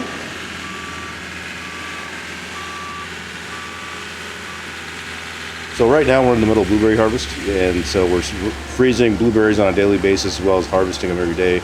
You know, we'll start harvesting usually around between 8 and 9 depending on the day. We have several employees that will help get the crews together and make sure all the harvesters have all the crates on them and everything's ready to go. And then, you know, harvest starts. Pero en el tiempo de cosecha las traen, va la máquina primero, la piscadora que va golpeando las plantas así y caen abajo en unos como disquitos que va la máquina y se van abriendo, y va cayendo abajo y luego pasan unas canastitas que la llevan a otra banda arriba, otra chiquita que la saca hacia afuera donde está esperando la caja que las va a parar. Y de aquí la meten al refrigerador para que esté fresca. Hacemos unos exámenes de limpieza todos los días en las bandas, donde va a venir la fruta para prevenir que no haya infecciones o nada de eso que vaya. Ya el que maneja el forklift la arrima a los que la van a poner a la línea y pasa por donde está un ventilador que avienta toda la basura hacia afuera a un lado. Y de ahí cae a otra que es donde está, es el tanque del agua, donde se lava. Allá cae en la máquina que es una computadora sorteadora que le saca las verdes, las rojas, o la que está quebrada o enlamada, la que está como pasa, y ya cae a otra banda que está atravesada, que es son como canastitas que las lleva a la grande banda arriba, donde está la entrada para entrar en el túnel donde la va a congelar. Después de entre 5 y 7 minutos sale en la otra orilla, al final del congelamiento. Entonces ya cuando todo está bien se baja y sigue al final donde está un muchacho que las está estaqueando en una paleta. Y cuando está lista de ahí, la sacan, la suben al tráiler para que no se descongelen. Ya de ahí se las llevan a donde vayan a ir, al storage o a venderlas.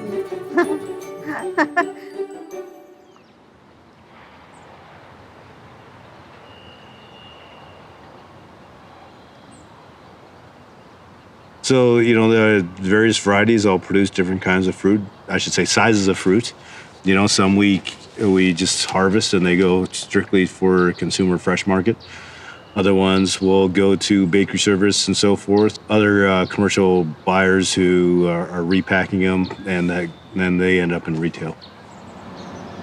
So this morning we made cheesecake, which is one of the more time-consuming recipes that we make here.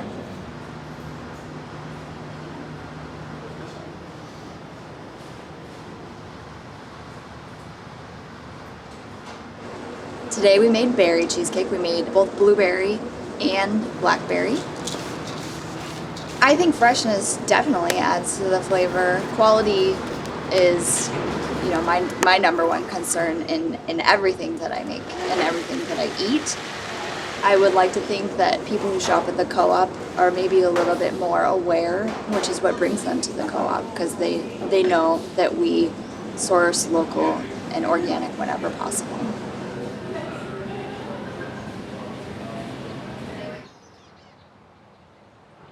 and you have to be constantly creative and progressive. And so in 2002, we started a winery on the farm. So I'm actually doing the winemaking, which is kind of my creation, I guess. I studied with another winemaker and who taught me how to make some of these fruit wines. Currently on site here, we produce 7 wines. I produce the wines off season. It's very difficult to have time during harvest to produce wine, so I can use frozen fruit for the wines. Just another aspect that adds to the farm.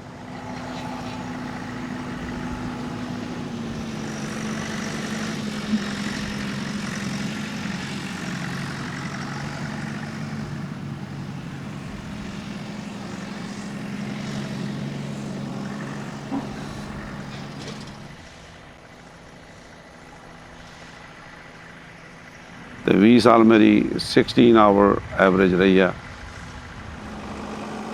Time ਹੀ ਨਹੀਂ ਸੀ ਕਦੇ ਤਾਂ ਆ ਕੇ ਵੀ rest ਜਿੰਨੀ ਹੋ ਜਾਵੇ ਰਾਤ ਨੂੰ ਪੈ ਗਏ ਸਵੇਰੇ ਉੱਠ ਖੜੇ ਚੱਲ ਸੋ ਚੱਲ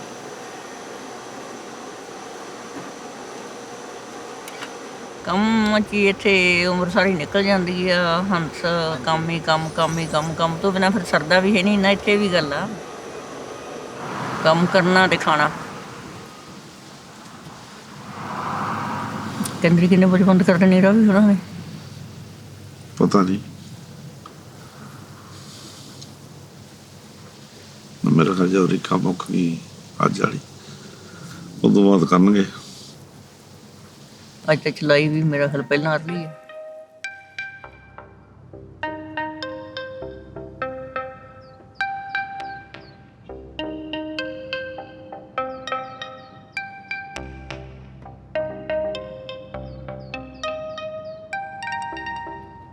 Past 25 days. So we're just right now towards the maybe past 50% on blueberry harvest. Before that, we were harvesting raspberries. It's very chaotic. There's no time for anything, let alone, I'm lucky I get to go home and have dinner or lunch with the kids occasionally. They're either asleep when I leave the house or they're asleep when I get home. So, that's always kind of a challenge. You have to wonder if you're doing the right thing.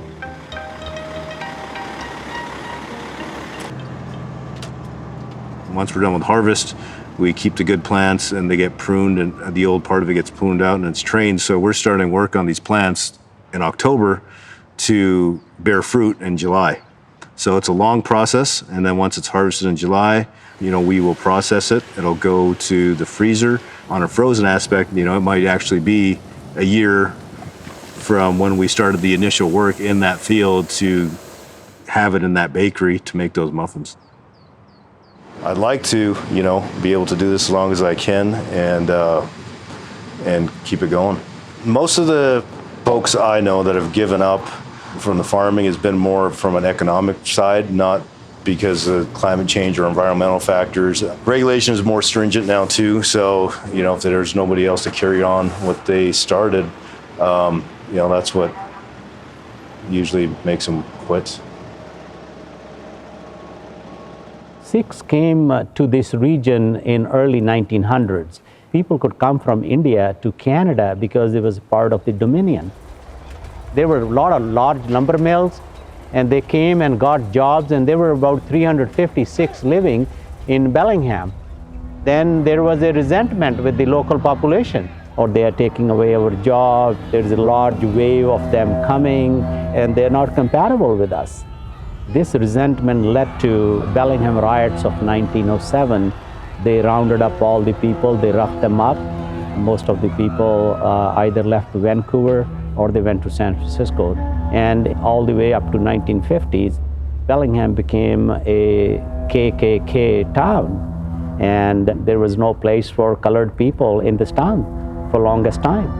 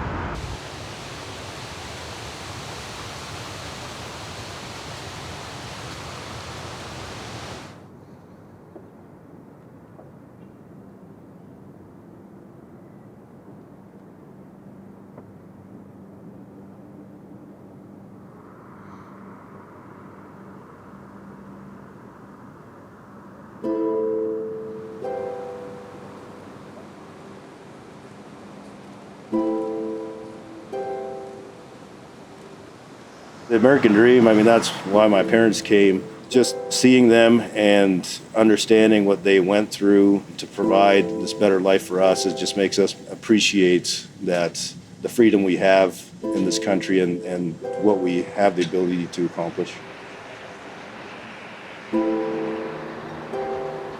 ਨਾ ਕੋਈ ਦੇਖਦਾ ਸੀ ਕਿਸੇ ਨੂੰ, ਨਾ ਕੁਛ ਹੋਰ, ਜਿੱਥੇ ਹੋ ਗਿਆ ਬਸ। ਕਿਤੇ ਲਾਟੀਆਂ ਨਿਕਲਦੀਆਂ ਸੀ। We'll still have 50 years. ਰਹਿਣਾ ਨਹੀਂ ਕਹਿੰਦੇ 5 ਸਾਲ ਲਾਉਣੇ ਆ, ਬਸ ਚਲੇ ਜਾਣਾ। ਹੁਣ ਅੰਕਲ ਦਾ ਦਿਲ ਨਹੀਂ ਕਰਦਾ ਜਾਣ ਨੂੰ। ਹੁਣ ਅੰਕਲ ਗੋਰੇ ਬੜੇ ਹੋਏ ਆ।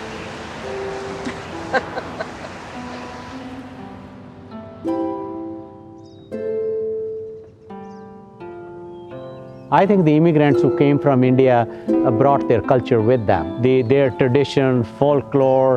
Sam is unique in that way too, because he kept his culture with him. He taught his kids that same culture, and now he has grandkids, and they are following the culture from their grandfather. You take the best of both worlds. Having the ability to have grown up in two completely different cultures and being able to kind of pick and choose and raise our kids with a combination of the best of the both of those, I think is an opportunity that most people don't get. It was very important for us to be able, for them to keep that heritage. You know, the kids we actually lived in city limits before, but the last few years they are starting to see more of what it takes to produce this. Priya was 14, Sean is 12. Yes, it would be nice to see them come back to the farm. It's not something I would want to force upon them. They're still young. They got a lot of time, a lot of decisions to make. And it's been a good experience for them. They got a lot of room to play and run around and do things that they didn't have. I wanted them to enjoy the experience that I had growing up. So just being free, being patient and understanding. And even, you know, with plants, I mean, you know, some people like to say plants are like people. I mean, they have feelings. I know they don't have feelings, but, you know, it's how you treat them. If you don't nurture them, you're not going to have a good crop. If you don't take care of them, you know, and you hope the same thing with your kids. You know, you nurture your kids, you tell them everything you can and guide them in the right direction, and hopefully, you know, they benefit from it. Hey, ਆਪਾਂ ਕੀ ਮਿੱਟੀ ਦੇ ਵਿੱਚੋਂ ਆਏ ਆ, ਮਿੱਟੀ 'ਚ ਫਿਰ ਬਣ ਜਾਣਾ ਬੈਗ। ਇਨਸਾਨ ਨੂੰ ਇਹਨਾਂ ਹੰਕਾਰ ਜਿਹੜਾ ਉਹ ਤੋਂ ਬਚਣਾ ਚਾਹੀਦਾ। ਧਰਮ ਤੁਹਾਨੂੰ ਇਹੀ ਸਿਖਾਉਂਦਾ। You know, we're all just here, making it be. We all have our different path. It's just be happy while you're here, man. ਬਾਕੀ ਸਾਡੀ ਤਾਂ ਸਾਡੇ ਬੈਕਗ੍ਰਾਉਂਡ ਦੇ ਵਿੱਚ ਹੀ ਹੈ, ਸਾਡੇ ਪਿਓ ਦਾਦਿਆਂ ਤੋਂ ਪਿੱਛੋਂ ਖਾਨਦਾਨੀਆਂ ਦੇ ਵਿੱਚ ਸਾਡੀ ਲਿਵਿੰਗ ਹੀ ਐਗਰੀਕਲਚਰ ਦੇ ਉੱਤੇ ਸੀਗੀ, ਉਹਦਾ ਵੀ ਸੀਗਾ। ਸੋ ਇਸ ਕੰਮ 'ਚ ਪੈ ਗਏ। ਉਸ ਤੋਂ ਬਾਅਦ ਤਾਂ ਫਿਰ ਸ਼ੌਕ ਇਹਦਾ ਹੀ ਹੋ ਗਿਆ ਵੀ ਹੁਣ ਇਹ ਕਿਸੇ ਸਟੇਜ 'ਤੇ ਪਹੁੰਚਣਾ। ਸਭ ਤੋਂ ਉੱਚੀ ਤੇ ਸੁੱਚੀ ਜਿਹੜੀ ਬਿਜ਼ਨਸ ਹੈ ਉਹ ਫਰਮ ਦਾ। ਇਸੇ ਕਰਕੇ ਅਮਰੀਕਨ ਸਾਰੇ ਜਿੰਨੇ ਫਾਰਮਰ ਦੀ ਬਹੁਤ ਰਿਸਪੈਕਟ ਕਰਦੇ ਆ, ਜਿੰਨੇ ਅਮਰੀਕਨ US ਜਿੰਨੇ ਸਾਰੇ ਆਲ ਓਵਰ ਐਕਚੁਅਲੀ ਸਾਰੇ ਲੋਕ ਹੀ ਇਸੇ ਕਰਕੇ ਰਿਸਪੈਕਟ ਕਰਦੇ ਵੀ ਇਹ ਦੋ ਓਨੈਸਟ ਤੇ ਵਧੀਆ ਬਿਜ਼ਨਸ ਨਹੀਂ ਕੀਤੀ।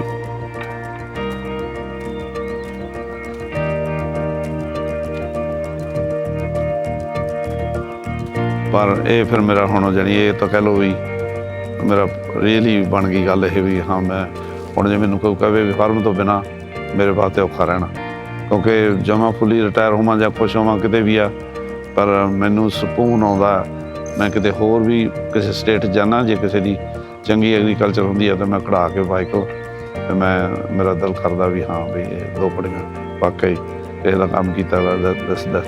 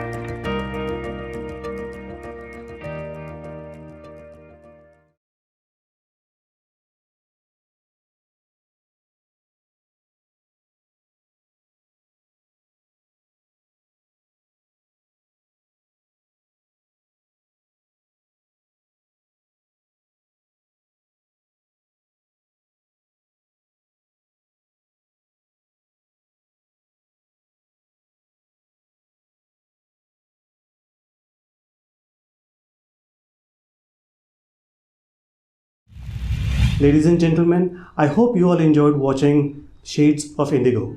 Now presenting our last film this afternoon, All Quiet on the Home Front, which is a story of Bhagat Singh Twins, a Sikh American soldier who returns home after World War I to discover a law that revokes the citizenship for all non-Caucasians, and he is to be deported. Even though the war is over, he has to fight now for the country and the ideals he was willing to give his life for. So now presenting All Quiet on the Home Front. Please stay tuned for the filmmaker Q&A session after this film. And if you'd like to see more films like these made, go to sikhlens.com/donate.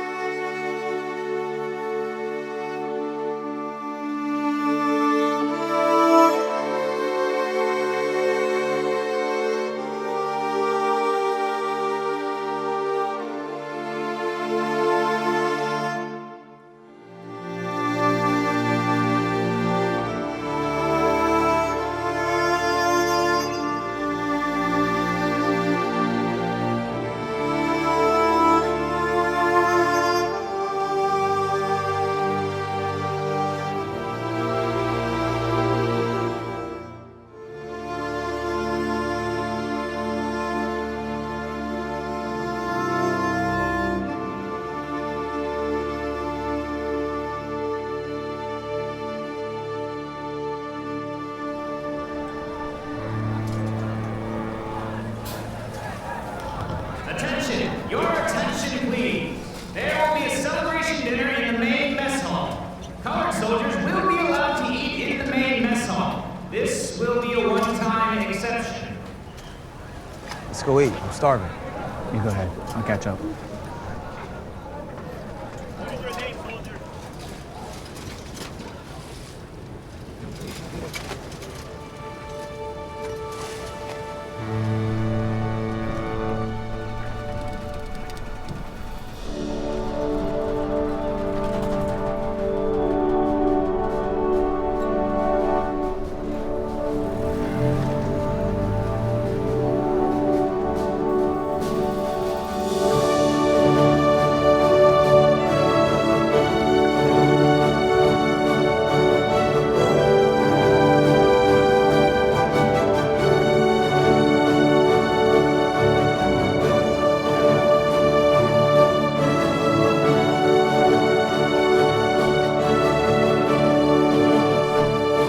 Name? Sergeant Minchik Kim. Yes, sir. Report to engineering. Thank you, ma'am. Hurry up! Next! Keep it moving, boys. Soldier. Rank and name? Sergeant Bhagat Singh Twins. Colonel Burke needs to see you. Accommodations across the board. Doctorate from Berkeley? Impressive.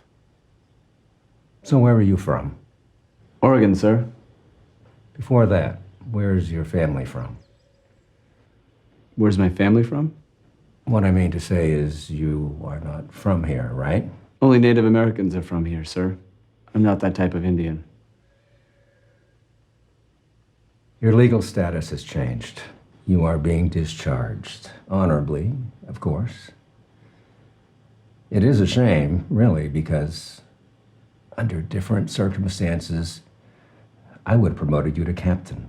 But at least you get to go back to your family. This is my family. I hope you understand. My hands are tied in this matter. The law has made its position on non-Caucasians very clear. I am sorry.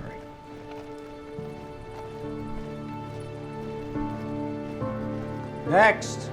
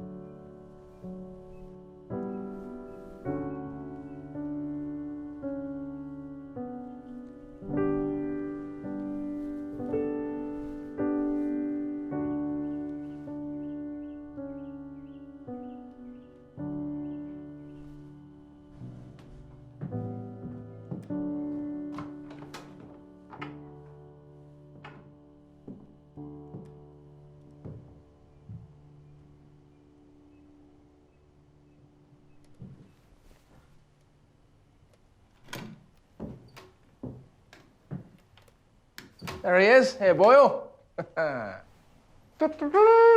Up and at him, eh? You know, I found this in the bin. Was stumbling around in the dark like you. Think your furniture has a personal vendetta against me. So you made yourself at home? Oh, I had nowhere else to go after discharge, you know. Colonel Bark, he says you might be able to lend me a hand in that regard. Is that so? Mr. Thind. Dr. Thind. I'm Tom Mannix.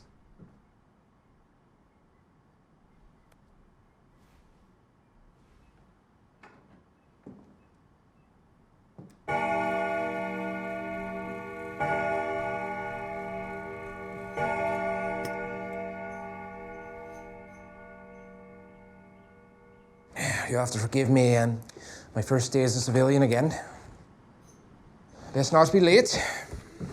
And sorry about the mess. I'll give you proper repayment for putting a roof over my head, I will. Take your pack. I don't think you'll be staying long.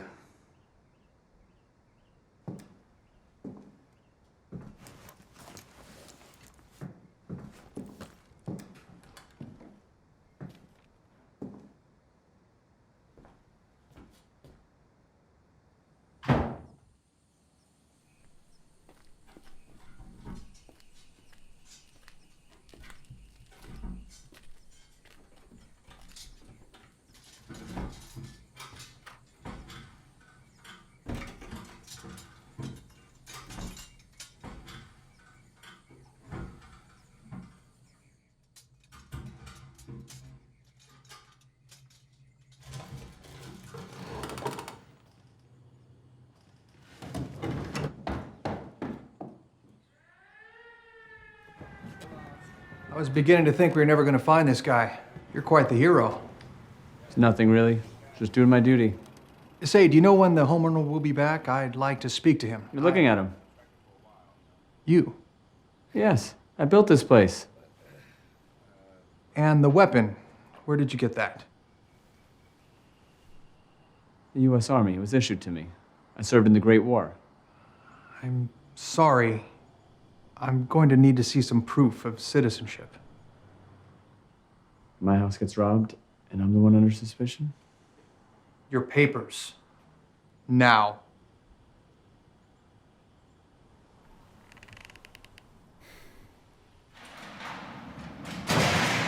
Bhagat Singh Pin, your lawyer is here. Free to go. I don't have a lawyer. So there I was in the public defender's office when I heard they brought in a fellow with a cloth hat and beard, ugly as all get out. You're an ass. An arse who got you out of jail. I didn't ask you to. It was the least I could do for my roommate. Eh, fella? Right? Right? Yeah, he has a heart. What say we celebrate? Celebrate what exactly? Freedom? No, nay, never, no more will I play. Easy now. Shut up. Jeez. Good. They did quite the number on you in here, didn't they? If I'd been around, I would have given them the clobbering they rightly deserved. Oh, like you did tonight, eh? Please. You wouldn't have got that scrap if it weren't for me. Oh, so I should be thanking you. First you provoked them, and then you let me do all the fighting. You had it sorted. Besides, I don't scrap anymore. I'm retired.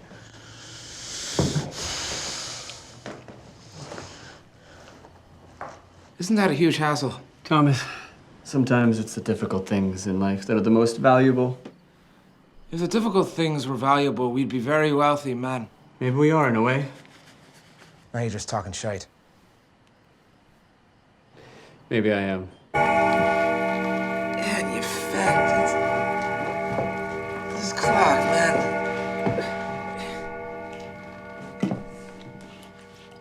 Just a touch of the shell shock. They call that battle fatigue now. Well, the doctor speaks. It's hard to keep up with my own affliction. The whiskey and pills. They only hide it. They don't make anything go away. Yeah. I can help you. You can help me. That's what I'm trained for. Thank you, but I've got the liquid therapy for that.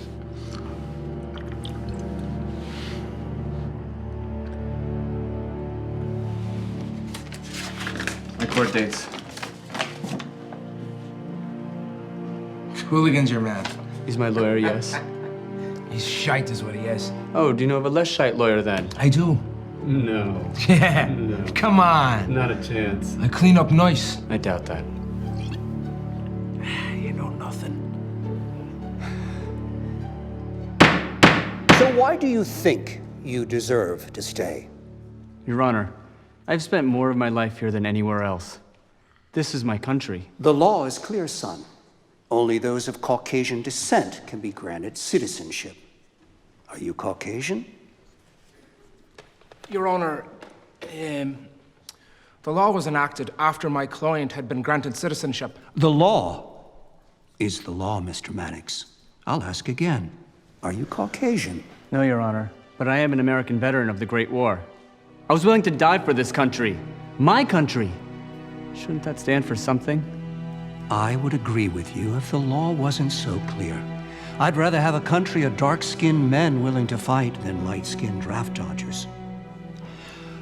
The law is a living document. The law will not change today. However, you deserve an exception. Sergeant Dr. Bhagat Singh Twins' citizenship is restored to him. Hopefully, this exception will allow the law to change in your favor.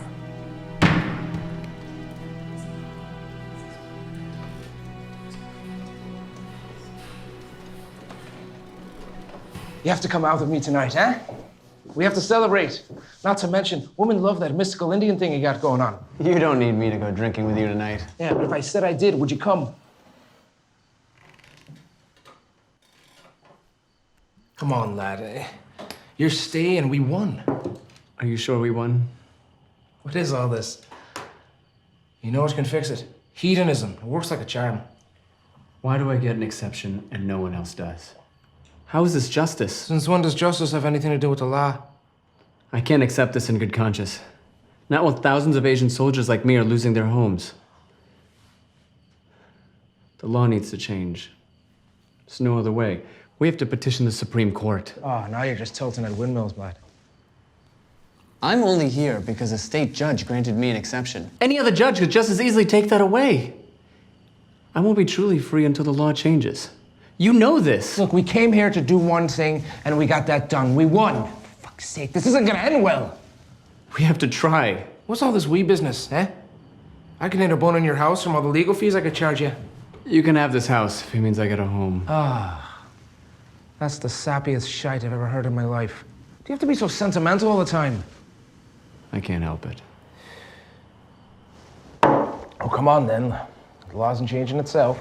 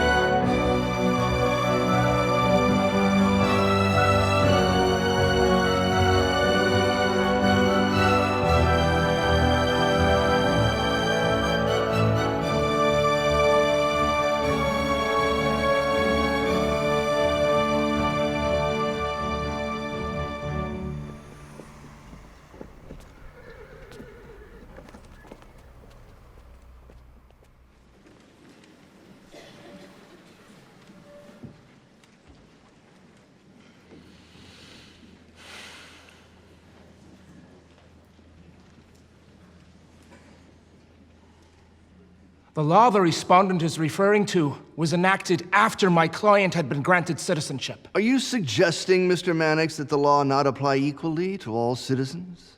Bhagat has shown exceptional bravery on the extensive tours on the battlefield.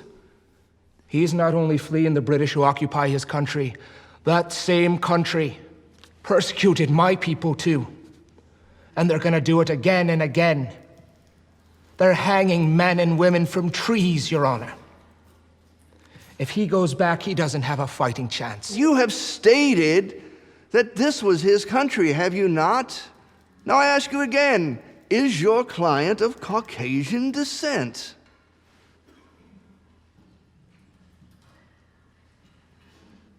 May we recess, Your Honor?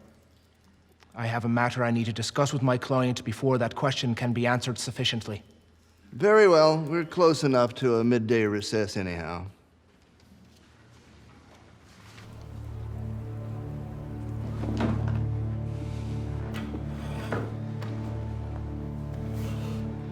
He's not listening to anything. Nope. That Sutherland is a real He's a son of- Supreme Court Justice. There has to be another way.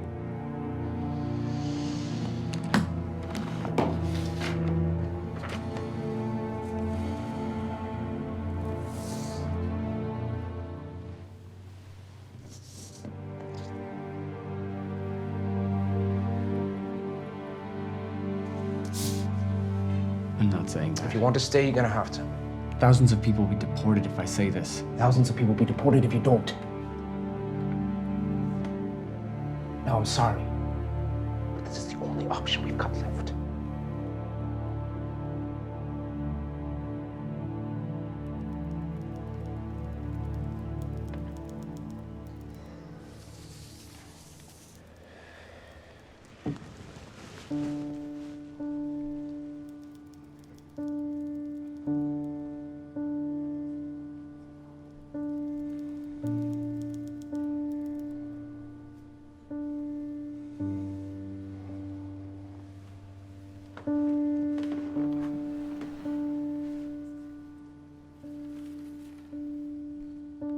foregoing authorities have established that the Aryan race has roots in northern India. As I am from northern India, I am of pure Aryan descent, and by definition, Caucasian. Lining up with Taylor's work in The Origin of Aryans scientific papers and Blumenbach's work, I fit within the law's definition of an American citizen.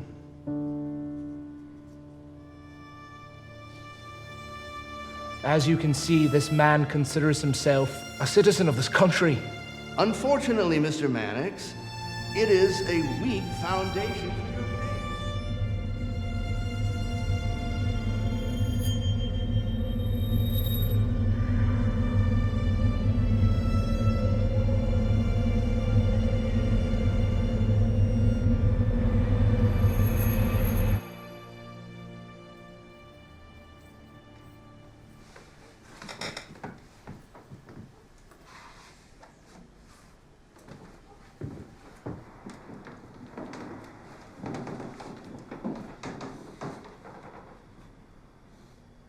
No other options?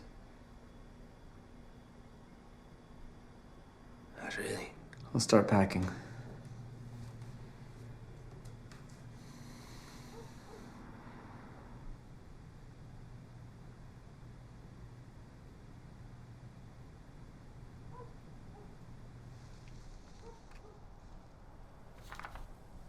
The only way you get to stay is if you run. I'm not gonna do that. You have to. Or what?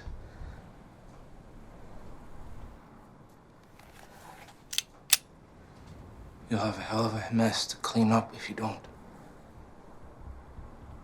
Don't try to stop me. I won't. It's not my place. Get the fuck out of here. But if you're gonna pull the trigger, do it now.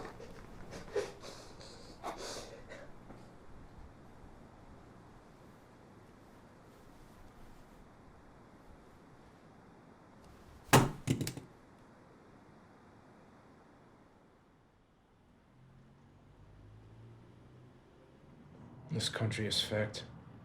But this is home. Things are changing. I feel it. Yeah. Where are you going? Going down to the court to get an injunction. Things don't change on their own after all. I'll see you at the station, brother. You know where to find me.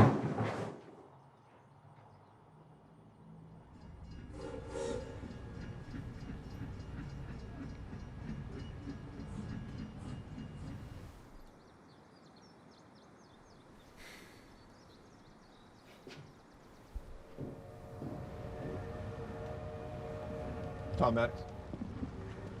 Depends on who's asking. Courier. Piss off.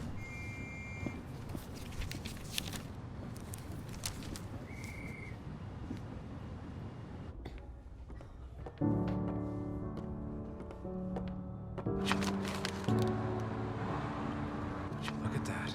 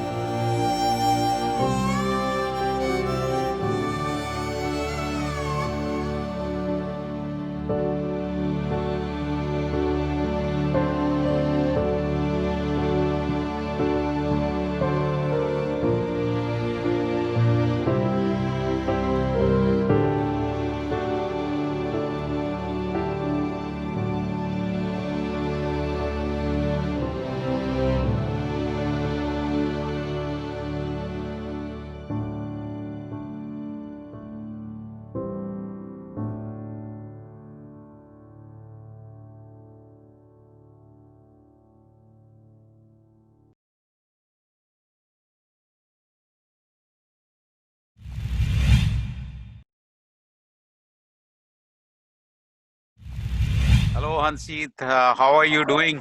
Hi, Uncle. Everything's good. Still at work.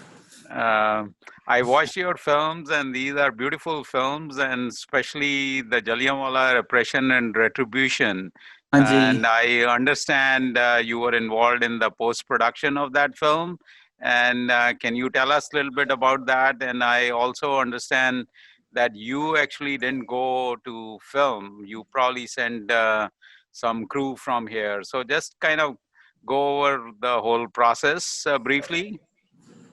Yes, so we did it with Twins. They directed it, and down the line, they took the mammoth task of editing it as well. So our assistant editor was here. Twins were there in England.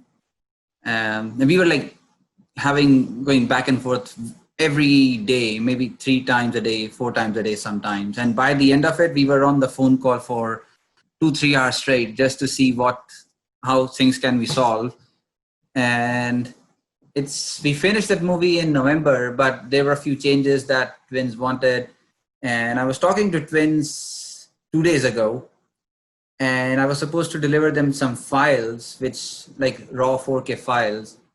And I haven't delivered them yet because there was some technical issue going on with the color science. Initially, I thought we would be able to solve it on our own, but I had to hire a color scientist like 2 weeks ago, maybe, or last week, just to solve that issue because I couldn't understand what was going on. So that was the one issue that we came out, even though the team that we sent, a very professional guy, Alberto Costa de Cala, I've worked with him before. But still, Twins were editing it on their station on a totally different editing software, and we were here on a totally different platform.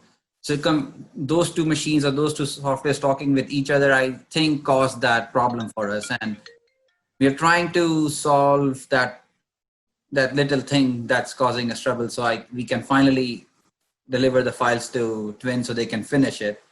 Hopefully we'll have a solution by Friday night. So that was the one thing that if you're not there or if the team is on 2 different ends, 2 different working stations, 2 totally different platforms to work on, we usually encounter problems like this, which cause some trouble down the line. So just trying to figure that thing out, and finally we will be done with the complete version of the vision that Twins actually wanted. And we are in talks with a few distribution companies in England about that now.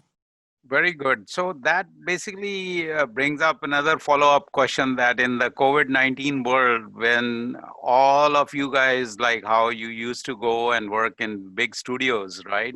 Yes. With the bigger crew, now everyone is working in remote locations. So this kind of a problem, what you are explaining, can happen more, right? It usually doesn't happen because there are a few systems that we use. One of them is very popular these days. It's called Evercast. So what it does, it lets you have access to 10 people at the same time. So the producer, director, assistant editors, any other post-production team can hop onto that thing and they access a single working station at the same time, and they can work from there. But the only problem that comes in that is the internet. If you have a slow internet, then you'll start seeing a lag. If I'm playing a video on my end, it might play on a real time, but on your end, you might see a few milliseconds of lag, and you'll say, oh, why is the dialogue not in sync? What's going on? Why is the person speaking, but there's no audio? That kind of a thing we experience a lot. But as far as the color science goes, every movie comes with its own little technical problems that we have to solve. But the Twins one the one with Jallianwala, that has been a little complicated to solve. Okay. So let's move on to your next film. I loved Shades of Indigo. Great film again. Loved the whole aerial shots. How did you guys accomplish those beautiful shots? Oh, messy. We were there for Shades of Indigo. We were in Bellingham.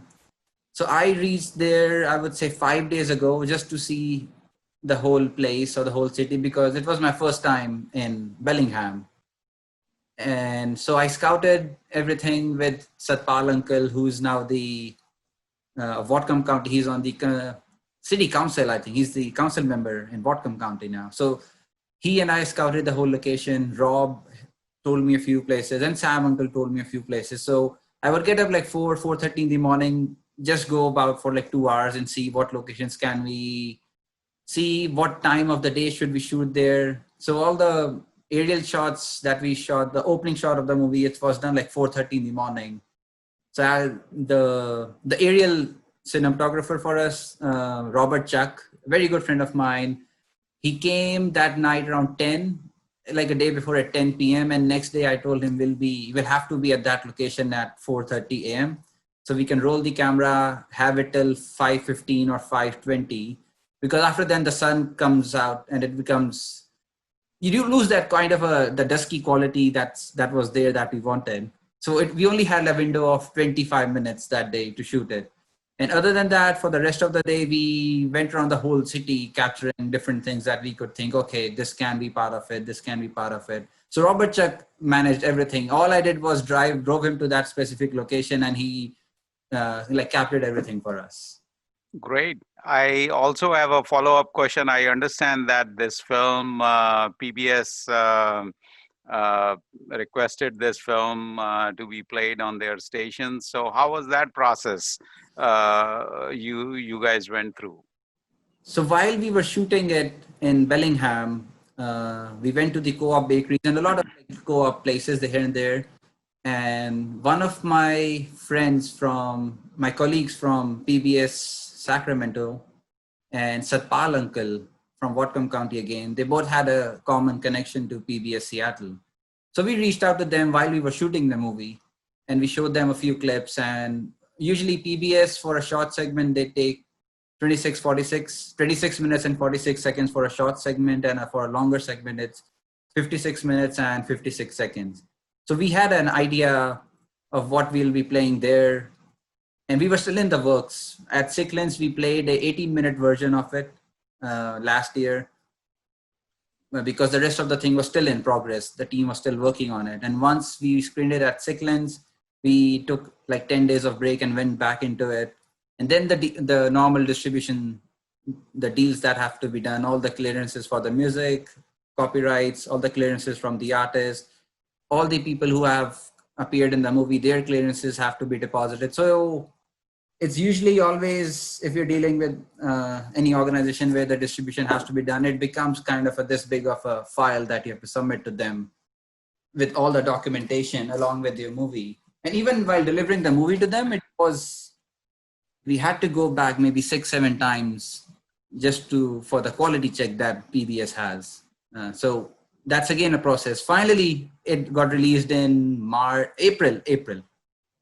So it's now on PBS. Good, very good. Congratulations. Thank you. I also heard that you guys were treated to the blueberries all the time there. Yes, that was our lunch, lunch, had some wonderful dinner, breakfast time, so great, So what was the other motivation of doing this film? This story came through Satpal uncle and you, Big uncle as well. You were talking with each other. And he said there's a Sikh family in Bellingham who have been in the farming business. And so once we reached there, we did our little research even before we started rolling the cameras in August last year. We started our research in February or March of 2019. Just reading a lot. Our researcher, Dana Lee, was on it. She was talking to Rob every 2-3 days and getting us all the facts and information. And then that's we came to know when the whole team went to Bellingham. They said that Bellingham is a town where only Dutch and Sikh farmers are there. And they produce the United States best blueberries, strawberries, and then comes New York, East Coast. I think Canada is on the top, and then one of the European countries, maybe Denmark or Norway, is on the top of the line throughout the world if we talk about that. But there are only two families, Sikh families and Dutch families, who take care of the farming there. Dutch families used to have, they were in the berries production as well and in the milk production, but down the line, they focused on, their majority is more on the milk production, and Sikh farmers take care of the blueberries, strawberries, blackcurrants, and even Sam Uncle, they started with like 10 acres of land, and now they have expanded it to 400 acres. So we got to see their whole farm at every time of the day. It was quite a mechanized farm, or Yeah, it's a mechanized farm. Yes, it's a very mechanized farm. They have drip irrigation, which saves water as well. A lot of new things which I had never seen before. So my next question is, what was the most challenging part of doing this film? Like every time you guys do film and some curveballs, they come, unexpected things, they happen. Like on the Twins film, you explained about the color correction and some of those things. What was any challenges in this film? Yes, every movie has its own sets of challenges. And this is how we see it. In movies, if you plan everything and everything goes according to the plan, something is not right. And, okay. And if you have planned everything and the plan fails, it means you're on the right track. So once that happens, that's a reassurance from time or universe. Hey, you're on the right track. Just keep it that way. So that happened. I mean, the main challenge was getting up at 4:30 in the morning every day, coming back at 11:30 or midnight, and then doing the same cycle for 7-8 days straight. And even during the days, we didn't have, for the first 7 days, we didn't have cloud cover, which usually helps us, like we were planning for some diffuse lighting within the whole thing. So Anton Juracek, our cinematographer, that was a challenge for him, how to figure out that the lighting is not too hot. How should we light all our subjects and everything? So he was trying to figure out ways, how can we do it? So at one point we were interviewing Rob. That was the very first interview that we did around 10 a.m. And the sun was blazing hot at 10 a.m. already. So they had a huge forklift which can go up to 20 feet up in the air. So we stuck a diffuser to the forklift and put it as much high as the maximum height that the forklift can get. And we placed it in such a way that the sun's rays are going through that diffuser, and Rob is right beneath it. So it has a very diffuse lighting. Had the clouds been there, we wouldn't have done that. So that was a little challenge thing. And again, during the day between 1 p.m. to 4 or 5 p.m., we couldn't shoot anything. It was so hot. Not that we can't go out in the sun, but just the image quality was suffering. So we would just hide out in a den. We stay with Sam Uncle, have tea or have food with them. And then once the sun was a little calmer, around 4:35, we would just go out again and start shooting everything. Good. So one last question before I let you go. I really enjoyed the films. Great quality, great work, Hansjeet. Anything you can share for this year, what you are working? I know it is COVID-19. Everybody, a lot of your productions are kind of shut down. But is there anything which you are doing in the pre-planning stages? Once this thing gets lifted, you are going to run with those films? Yes, Uncle, I was about to call you today around, it's 1 right now. I was about to call you in like 5, 6 p.m. just to share the same thing, but I'll share it right now. So there's a feature documentary that we are working on with San Diego State University. Kashif Alvi, a good friend of mine, he's directing it. It's on the first women's studies department in the United States and throughout the world as well. So San Diego State University was the first university to start a women's studies department in 1970. And Marilyn Boxer was the founder of it. So we have a 3-minute teaser trailer for that movie, which we have been shopping around, showing to the subjects. And we have 3 congresswomen who have agreed to come on the dock for us. So we're just trying to figure out the schedule, what's happening, when do we do it. The primaries were happening like a week ago, so we had no contact with everyone. And now as the election is coming, I think things are getting busy again. So we'll have to just find 1 or 2 days somewhere. They have to tell us when they are free, and then we'll just fly there. And all the team has been COVID certified. So if a shooting happens or the production happens, then the team can be there taking all the precautions. And it will be a skeleton crew, 3 people, maximum 4 people, not more than that. So that's one doc that's going on. And we have a researcher, Kismet. She's working on it as well. I'll be reaching out to her in a few days with whatever we have planned.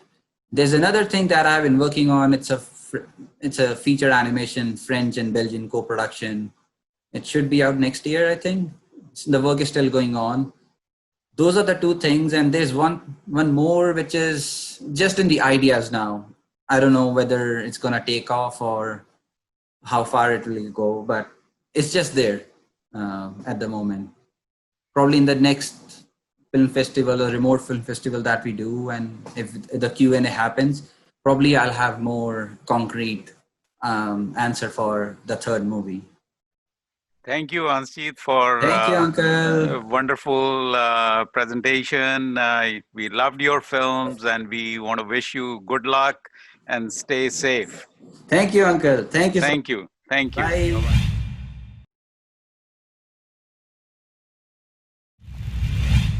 Getting an actor like Warris was relatively difficult. The biggest problem is just contacting Warris because he's bombarded with so many people. It's very hard to reach out to him. But luckily, I had the script sent over, and it was about getting him to read it. So I was able to find someone who actually knew his mom. And I ended up reaching out to his mom, and all his mom did was, hey, maybe take a look at this script. And I remember the first time he called me. I was in class, and I walked out of class. And when I talked to him, he's like, man, you are sneaky. Luckily, I loved the script. And then from there, we were able to move on. So luckily, he enjoyed the script, and it was a script that he was willing to do. It was just getting him to see it. Being a Sikh in the film industry, just like with any other industry, when you're the first, you always go up against difficulties where people make assumptions about you. They have preconceived notions about you. And it's that, understanding where film is a very collaborative art. And so it's not just about your ability, but how do people get along with one another? And it can be difficult because when producers are hiring, they're trying to balance many people's personalities. And if you throw someone like me into the mix, sometimes people are uncomfortable. So it's about being open and outward and having people on your side, producers who understand where you're coming from. And so there have been a lot of jobs that I've been passed up, which is fine. Being the first person, this happens. But there's also benefit. In the film industry, it's all about standing out. Everyone is craving to be noticed. I walk into a room and people already know generally who I am, or they've known about me, or they've heard other people talk about me. And I guess the upside or the downside is if you're mediocre, people will remember that. And that's a huge downside. You can't be mediocre. But if you're excellent, people will also always remember that. So in many ways, it's been a huge downside, but it's also been an upside. People will remember me. And at a certain point, they will recognize the skills. Right now, I am doing a lot of writing. I've written a couple of scripts that we're looking to get into production, a couple of indie, low-budget scripts, but really tackling, aspects of the South Asian community that we need to talk about, things that we don't normally talk about, like gender inequality and how we view one another and how family dynamics can feed into that, and basically things that we need to talk to each other about. So right now I'm focusing on that. There's also a TV series that we are trying to pitch for DC Comics about a Sikh woman superhero in the comic books. So we're looking forward to making more material. And I guess we're at that spot too where we're trying to make as much, write as much, create as much, because as a director, I can only direct the projects that I'm given. And right now, there aren't that many nuanced diaspora Sikh scripts out there. So there came to a certain point where I can't get hired on a script that doesn't exist. Well, I guess I'm just going to have to write it myself. And luckily, I've had a great group of people, team, people from class, Sikhlens, a whole bunch of people coming together, realizing these are the stories that we need to get told. And so I'm looking forward to all those projects that we're working on. When it comes to type, I'm pretty agnostic. And normally when we talk about type, we talk about genre. So when it comes to genre, I'm relatively agnostic. I could see myself doing a horror movie, a thriller, a superhero action movie. But for me, the key is character driven. I'm not a huge plot-driven director or storyteller. I want the plot to flow from the character and the character's arc. And I want to have more South Asian and Sikh voices as leads. Because I guess my whole ethos is just, I can watch a film with a white guy as the lead or, anyone of any other race or gender as the lead, and I'm okay. Like, if it's good, it's good. But the opposite isn't always seen to be that way. That whenever you have someone of the South Asian community or any other relatively minority community, the assumption is only people of that community will watch those films. And I want to make films for Sikhs and South Asians for within our community, but also that can reach outside of the community. So character-driven, hopefully South Asian and Sikh-led films that reach a worldwide audience.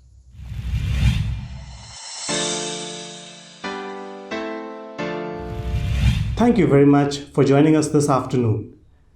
We hope you enjoyed these special films and the filmmaker Q&A session. And once again, we want to remind everyone to join Sikhlens from November 19th to 22nd for the 4-day Sikhlens Sikh Art and Film Festival, which will also add virtual lectures in this year's schedule. You can find everything at our channel youtube.com/Sikhlens. We hope that you enjoyed watching our films this afternoon. Follow our channel for more updates. Vaheguru Ji Ka Khalsa, Vaheguru Ji Ki Fateh.